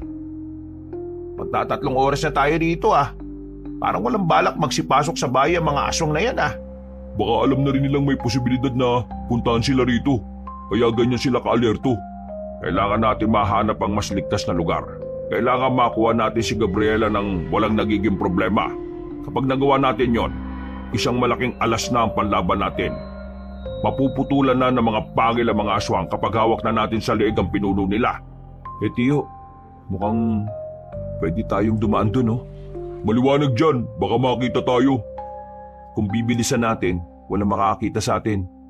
Kesa dun sa kabila na medyo madilim, pero merong mga aswang. Hindi. Wala muna tayong gagawin. Dito muna tayo. Hintayin natin ang 3:00 ng madaling araw. Sa ganong oras, madalas nagpapahinga na ang mga aswang. Matagal-tagal pa pala. Pwede pa pala ako nito matulog. Isingin niyo na lang ako kapag bakbakan na Nakakaramdam na ako ng antok ng mga sandaling yon, Kabanong, pero nanatili pa rin akong mulat. Sinasamahan ko si Tio sa pagbabantay habang ang dalawa naman ay masarap na ang tulog. Mga ilang sandali lang, nakita na rin namin kumukonti na ang mga aswang na pagala-gala sa labas. Sinyalis daw yon na nagsisimula ng magpahinga ang karamihan sa kanila. Dahil doon, ginising na rin namin si Badang at Wilberto. Nang masiguro naming wala ng gaanong aswang sa paligid, gumapang kami palapit sa unang bahay. Pumasok kami sa silong. Sandali kaming nang batsyag. Nakita naming papalayo na ang mga aswang na nasa bungad. Kaya naman, nakakuha na rin kami ng tamang pagkakataon para tuluyan ng makapasok. Magteban, mukhang hindi pa sila matutulog. Parang may isang direksyon lang silang pinupunta, no? Oo nga, Tiyo. Para mga walang laman yung mga kabahayan na nadaanan natin kanini. Hindi kaya meron silang pagre-ritual ngayon? Yan ang malalaman natin. Sa ngayon, iisa-isay natin ang mga kabahayan para mahanap natin si Gabriela. Tiningnan namin ang paligid. Dahan-dahan kaming naglakad sa gilid-gilid. Bawat bahay na madaraanan namin ay sinilip namin. Pero bigo kaming mahanap si Gabriela. Hindi nagtagal, meron na kaming nakitang bahay na naiiba sa lahat. Simentado na yon at merong ikalawang palapag. Sa mga sandaling yon ay inakala naming nasa loob na noon si Gabriela. Nagmamadali na kaming lumapit doon. Pero laking gulat namin nang biglang may mga aswang na humarang.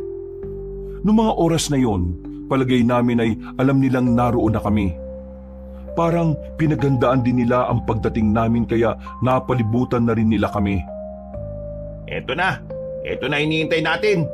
Magteban, pinakagat lang yata nila tayo eh. Nandito na yan, palag-palag na. Basta kung ano man ang mangyari, mahal na mahal ko kayo. Kung makapagsalita ka naman, parang mauna ka pang mamatay Hindi nagtagal, lumusob na rin ang mga aswang sa amin. Pero ang ipinagtataka lang namin noong mga sandaling yon ay bakit kakaunting aswang lang ang humarap sa amin, samantalang ang inaasahan namin ay hindi bababa ng 30 ang mga naroon. Ganun pa man, nakipaglaban pa rin kami sa mga yon. Hindi namin sila inatrasan kahit na higit na mas mabilis sila kumpara sa mga una naming nakalaban. Ang sarap pala talagang makipaglaban sa mga aswang, ano? Focus lang. Huwag maging kampante. Mas mababangi sila kumpara noon. Erwin, sa likod mo! Paglingon ko sa likuran ko, nakalapit na pala ang aswang sa akin. Nagawa niya akong kalmutin sa likod, pero hindi naman yun naging dahilan para mapabagal niya ako. Agad akong dumistansya. Nang makabuelo ay tinaga ko rin ang aswang na yun. Tinamaan ko siya sa leeg pero hindi pa rin siya namatay. Ano, ayos ka lang? Ayos lang naman ako, Tiyo. Bababaw lang naman ng kalmot niya eh. Alerto ka dapat. Mapandin lang ang mga aswang. Minsan akala mo aatake sila pero hindi mo alam sa likod pala sila aatake sa'yo. Sumunod kayo sa akin. Tara! Meron kaming dinaanan sa gilid. Masikip, madilim. Hindi na kami hinabol ng mga aswang doon. Pero nang makalabas na kami roon, sinalubong naman kami kagad ng mga yon. Hindi na namin nabantayan ang kanilang pag-atake. Kaya naman tinamaan si Badang at si Wilberto. Tumilapon sila sa lakas ng pagsipa at suntok ng mga aswang. Agad naman kaming rumisponde sa kanila. Buti na lang ay wala naman silang malalang galos. Pinapagod lang nila tayo. Hindi nila binubuhos ang lahat ng bilang nila dahil hinihintay nila tayo mapagod para mas makalabang sila sa laban. Huwag niyo masyadong ubusin ang lakas niyo ha. Kailangan nating tumagal hanggang sa makita natin si Gabriela. Anong gagawin natin kung lusob sila ng lusob? Akong bala. Ako ang harap sa kanila. Dito lang muna kayo. Sigurado ka ba sa sinasabi mo, Magteban? Kung pati kayo mapapagod at maubusan ng lakas sa laban na ito, walang aalalay sa akin sa oras na ako naman ang mapagod. Isa pa, ako ang may kakayahan na umubos sa mga ito, kaya ako ang gagawa. Huwag kayong mag-alala, kayang-kaya ko pa. Walang sinabi tong edad ko. Ayos! Idol ka talaga! Nababahala man kami para sa kaligtasan ni Tiyo, pero nagtiwala na lang kami sa kaya niyang gawin. Maya-maya lang, muling lumusob ang mga aswang. Sabay-sabay, mabibilis at talaga namang mahirap hulihin kung kami ang gagawa. Pero si Tiyo, minamani-mani lang niya ang pakikipaglaban sa aswang. Kahit na meron ng edad, nangingibabaw pa rin ang kanyang kahusayan. Hindi na namin mabilang kung ilang aswang na ang pinatay ni Tiyo. Ang alam lang namin, walang makatama sa kanya kahit na isa. Nang mapansin ng mga aswang na hindi sila umuubra kay Tiyo, sandali silang natigil sa pag-atake. Namamangha kami habang pinagmamasda ng maraming bangkay ng aswang sa harapan ni Tiyo. Kakaiba ka talaga, idol. Kaya hindi talaga ako nagkamali na ikaw yung inidolo ko eh. Huwag na muna tayo magdiwang. Sa pagtigil nila, alam kong meron silang binabalak. Tiyo, mukhang siya na yung Gabriela oh. Dumating ang isang babaeng sobrang puti, pero maputla ang balat. Matangkad at malaanghel sa kagandahan ng muka. Nakangiti siyang nakatingin sa amin. Kung titingnan na maigi, parang wala sa itsura niya na siya ang pinuno ng mga aswang. Parang hindi niya kayang pumaslang ng tao dahil sa pagiging mahinhin niya. Magandang gabi sa iyo, Mang Teban. Ang tagal na nung huli tayo nakita ah. Bata pa ako noon, pero hindi ako nadismaya sa iyo ngayon. Magaling at nakakatakot ka pa rin kalaban. Nangako ka sa akin noon na kapalit ng kalayaan na ibinigay ko sa iyo ang pagbabagong buhay mo. Sinabi mong hindi mo tatahakin ang landas na tinahak ng mga kalahi mo. Pero sinira mo ang pangako mo. Pinatay niyo pa ang pamilya ko. Matapos mong lagasin ang buong lahi ko sa mismong harapan ko, hihilingin mo sa akin na mamuhay ako ng payapa. Alam mo ba kung gaano kahirap ang mamuhay ng araw-araw mong naalala kung papaano pinatay ang mga mahal mo sa buhay? Nanggulong angkan mo sa payapang buhay ng mga tao. Kung ano man ang ginawa ko, yun ay dahil sa pinangangalagaan ko lang ang kapayapaan ng sangkatauhan. Kayo ang unang nanggulo sa mga aswang, hindi kami. Bata ka pa noon, Gabriela. Ang alam mo lang na kwento ay ang naririnig mo mula sa matatandang aswang. Pero wala kang alam kung gaano karaming buhay ang kinuha nila sa mga taong wala namang kasalanan sa kanila. Ngayon, ipagpapatuloy ko ang nasimulan nila. Malaking pagkakamali mo na binuhay mo pa ako noon, Mang Teban. Hindi ka magtatagumpay, Gabriela. Marami ka pang dapat danasin bago mo pa ako mapatumba. Pagbabayarin kita sa ginawa mo sa mga tao, lalong-lalo na sa buhay ng pamilya ko na kinuha mo. Hindi ako magpapatalo sa iyo, Mang Teban. Kupas ka na. Hindi mo na magagawang talunin ng mga bagong sibol na aswang. Hindi na itong henerasyon na kayang-kaya mong ubusin. Huwag na tayo magdaldalan. Simulan na natin! Umalis si Gabriela at sinundan naman yun ni Tiyo. Susunod sana kami sa kanila pero bigla kaming hinarangan ng mga aswang.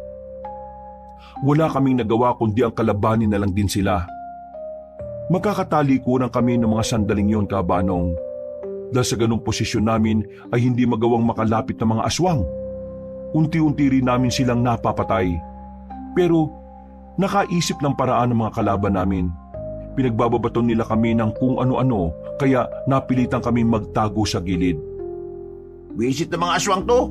May binabato silang tae. Ang baho! Ang bababoy ang putik. Kailangan natin silang libangin dito. Hindi pwedeng sumunod din sila kay Mang Teban. Tara, balikan na natin. Nang ibahin na namin ang estilo namin, ay hindi na rin kami binato ng mga aswang. Mano-mano na namin silang nilalabanan. Aminadong sa mga sandaling yon ay masyadong maliksi ang mga nilalang. Hindi na kami makatama. Palagi silang tumatulon at kung saan-saan gumagapang. Pero hindi kami tumigil. Hindi kami nagpatinag. Kahit na nahihirapan na kami, ay itinuloy namin ang laban. Hanggang sa unti-unti na nga naming napapansin na kumukonti na rin sila. Ano? Mga salot! Kaya niyo pa ba? Konting-konti na lang mga pre. Ubusin na natin ang mga to para makasunod na rin tayo kay Mang Teban. Bilis! Sa aming pagpapatuloy, nagawa na rin naming talunin ng mga aswang. Wala kaming itinira kahit na isa. Sugutan na rin kami noon pero kahit papaano, hinakaya pa rin naming makatayo. Palis na sana kami nang bigla na lang may isang aswang na humila sa paa ni Badang. Nakalmot si Badang sa tagiliran na naging dahilan para bumagsak siya kaagad. Agad naman naming tinuluyan ang aswang na yon. Badang, okay ka lang? Sakit! Alalayan ka namin. Hindi na. Itabi niyo na lang ako. Sundan niyo si Mang Teban, bilisan niyo. Sigurado ka ba sa sinasabi mo? Oo, bilisan niyo. Kailangan niya nakasama, bilis! Itinabi namin si Badang sa likuran ng mga drum. Mabilis naman kaming tumakbo ni Wilberto para sundan sila Tiyo. Nang makarating na kami roon, inabutan naming sugatan na si Tiyo. Habang ang aswang na si Gabriela naman ay wala pang galos kahit na isa. Tingnan mo nga naman, Mang Teban. May rumispondi pa para sa'yo. Kaya nga lang, makakasama mo lang din naman sila sa hukay. Bakit kayo narito? Hindi na sana kayo sumunod. Hindi ka namin kayang iwan, Tiyo. Sasamahan ka namin kalabanin siya. Oo nga. Papayakin natin yung aswang na yan. Malakas siya. Kakaiba bilis niya. Nahirapan akong hulihin siya. Mabuti naman at inamin mo rin na mas malakas ako sa'yo, Mang Teban. Kaya kung ako sa'yo, isuko nyo na lang ang sarili nyo para hindi na kayo mahirapan. Kung itutuloy pa natin ang laban na ito, mas mararamdaman nyo lang ulit ang pait na kamatayan. Do, magpahinga ka na muna. Kami na munang bahala sa isang ito. Hindi niyo siya kakayanin. Manood ka lang, Mang Teban. Kami muna. At ang lakas din naman ang loob nyo na humarap sa akin. Tingin nyo ba ay makakapalag kayo sa akin? Kung ang matandang yan nga na itinuring na dakila ay wala ring magawa. Huwag ka muna masyadong masaya, Gabriela. Hindi pa tapos ang laban. Dahil habang humihinga pa kami, hindi ka pa nananalo. Kung sa bagay, may punto ka rin naman. Kaya sige, simulan na natin to. Noong mga oras na yon, aminadong kabado kami pareho ni Wilberto. Pero wala kaming ibang magagawa kundi harapin si Gabriela. Nang sa ganon, magkaroon ng sapat na oras si Tiyo para pag-aralan ng mga kilos ng babaeng aswang. Hindi nagtagal, lumusob si Gabriela sa amin. Sinubukan namin siyang tagain. Pero nailagan niya lang yon. Nahablot niya ako sa kamay.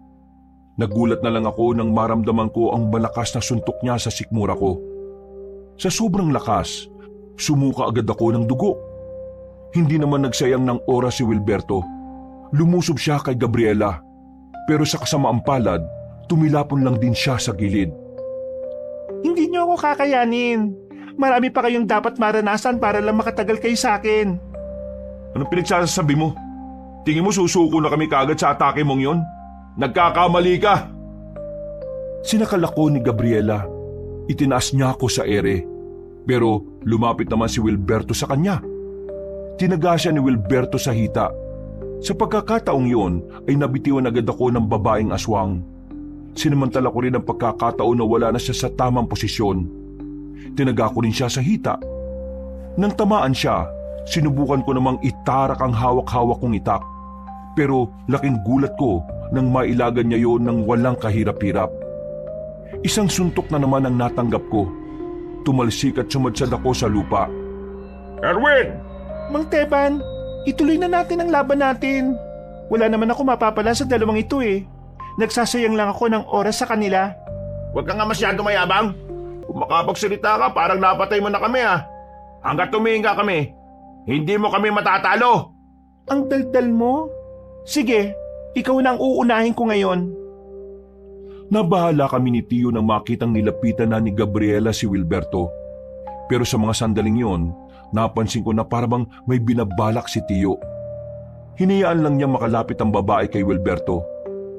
Nang makakuha ng tamang pagkakataon si Tio, meron siyang kinuha sa bulsa. Isang tirador na binalahan niya ng holen. Tinamaan si Gabriela sa ulo. Akala namin nung una ay hindi siya tinatablan. Pero nang maglakad siya, bigla siyang napatigil. Napahawak siya sa ulo. Ulo lang ang kainaan ng mga aswang, kaya umanda ka sa akin. Habang nakakaramdam pa ng hilo si Gabriela, hindi na sinayang ni Tio ang kanyang pagkakataon. Iika-ika siyang lumapit kay Gabriela at agad yung sinaksak gamit ang itak. Bagyang nakailag ang babaeng aswang kaya sa bandang balikat lang ito tinamaan. Nang hugutin ni Tio ang katana ay sinubukan niyang patamaan ulit ang babaeng aswang. Pero sa mga sandaling yun ay nagawa na nitong makailag. Magaling. Magaling ang ginawa mo, Mang Teban. Pero hindi mo na mauulit sa akin ang parehong mong taktika. Kaya humanda ka ngayon. Ako naman ang aatake. Mabilis na paggapang ang ginawa ni Gabriela. Nanatili namang nakatayo si Tio. Nang malapit na sa kanya ang babae, bigla niyang kinuha ang kanyang latigo. Hinigupit niya si Gabriela. Tinamaan naman yun sa katawan na naging dahilan para mapatras niya ito ulit. Oh, anong problema? Masakit ba? Mukhang tinamaan ka na yata ngayon ha. Hindi mo na ba kayang umilag? Pinapatunayan mo talaga sa akin kung bakit ka kinatatakutan ng matatandang aswang noon. Sige, ipapakita ko rin sa iyo kung ano ang tunay na lakas ko. Sinimula ng babaeng aswang na magpalit ng kanyang anyo. Pero habang nangyayari yon, hindi na nagsayang ng oras si Tio. Alam niya na kapag nakumpleto na ni Gabriela ang pagpapalit nito ng anyo, mas mahihirapan na siyang kalabanin nito. Kaya naman, kinuha na niya ang kanyang isa pang katana na nasa likuran niya. Ang katana na yon ay medyo luma na at meron na ring kalawang sa talim. Mabilis na tumakbo si Tio, palapit kay Gabriela. Nang makalapit siya, ay buong puwersa niyang itinarak ang katana sa dibdib ng babae. Nung una ay kinakaya pa ni Gabriela na makatayo. Pero nang sundan ni Tio ng isa pang saksak ng katana, dito na tuluyang sumuka ng maraming dugo si Gabriela. Kalaunan ay bumagsak na rin ito. Malakas ka, Gabriela. Pero isa lang ang problema sa iyo. Masyado kang kampante. Masyado kang nakatuon sa sarili mong lakas. At hindi sa lakas at talino ng mga kalaban mo. Mang Teban, Matagal na dapat kitang pinaslang, Gabriela. Pero naawa ako sa iyo noon eh. Naniwala akong kaya mong magbago. Naniwala akong kaya mong tumahak ng landas na malayo sa mga kinamulatan mo. Pero ngayon, itatama ko ng pagkakamaling nagawa ko. wag mo akong... Makakapagpahinga ka na rin. At pinapangako ko, ito na ang huling sandali na may makikitang aswang. Tuluyan ang nalagutan ng hininga si Gabriela nang itarak ulit ni Tio ang katana. Noong mga sandaling yon ay lumuwag na rin ang paghinga namin. Kahit masakit sa katawan, ay sinubukan pa rin namin makatayo para lapitan si Tio. Nag-akbayan na lamang kami at naglakad patungo sa kinaroroonan ni Badang. Bago kami umalis, sinilaban namin ng apoy ang buong lugar. Hindi pa rin ako makapaniwala noon, Kabanong. Nagawa naming talunin ng mga aswang kahit na 4 na tao lang kami. Pero dahil doon, napatunayan ko na mas malakas pa rin talaga ang mga tao kaysa sa mga nilalang na yon. Hanggang sa makauwi na kami sa amin, manghang-mangha pa rin ako sa mga nangyari. Masaya ako kasi kahit papano, nakasama ako sa pagkamit ng hustisya para sa lahat ng biniktima ng mga aswang. Makalipas ang ilang araw, Kumusta na pala yung binuo mong grupo, Badang? nahirapan kami makahanap ng mga bagong miyembro. Mula kasi nang mawala ang konseho, parang nabawasan ang tiwala ng mga tao sa mga manunugis. Pero hindi naman kami nawawalan ng pag-asa eh. Ipagpapatuloy pa rin namin ni Wilberto ang nasimulan. Idol, pwede bang ikaw ang maging tagapayo namin kapag nakabuo na kami ulit? Oo naman, pwede. Basta kontra sa mga aswang maaasahan niyo ako. Ikaw Erwin, ano nang balak mo? Babalik na muna siguro ako sa amin. Magpapaalam ako. At kapag pinayagan ako, sasama ako sa inyo. Ayos! Cheers ulit! Bumuo ng bagong samahan si Badang at Wilberto. Sa kabutiang palad, pinayagan ako ng mga magulang ko na manatili sa poder ni Tio Teban. At dahil doon, nakasama na rin nila ako sa pagpapatibay ng bagong samahan ng mga manunugis. Marami man ang nalaga sa mga kasamahan nila. Marami mang nabiktima ang mga aswang na inosente, pero patuloy pa rin kami sa pagpapanatili ng kapayapaan. Si Tio Teban, unti-unti na rin gumaga ng pakiramdam niya. Unti-unti na rin kasi niyang natatanggap na wala na nga talaga ang kanyang pamilya. Sa mga sumunod na taon, mas lalong lumakas ang samahan sa tulong ni Tio. At mula noon, wala nang namataan na aswang sa aming baryo. Namayani na ang kapayapaan at kahit na kailan, hindi na ito muling ginambala na kadiliman.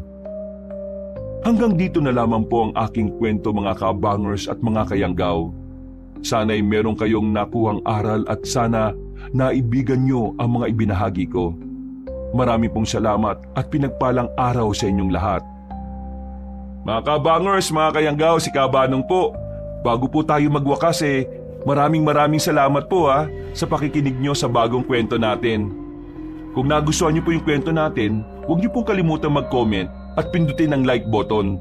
At yung mga bago sa channel natin huwag nyo rin pong kalimutang mag-subscribe at pindutin din yung notification bell para lagi po kayo nanonotify pag meron tayong mga bagong videos.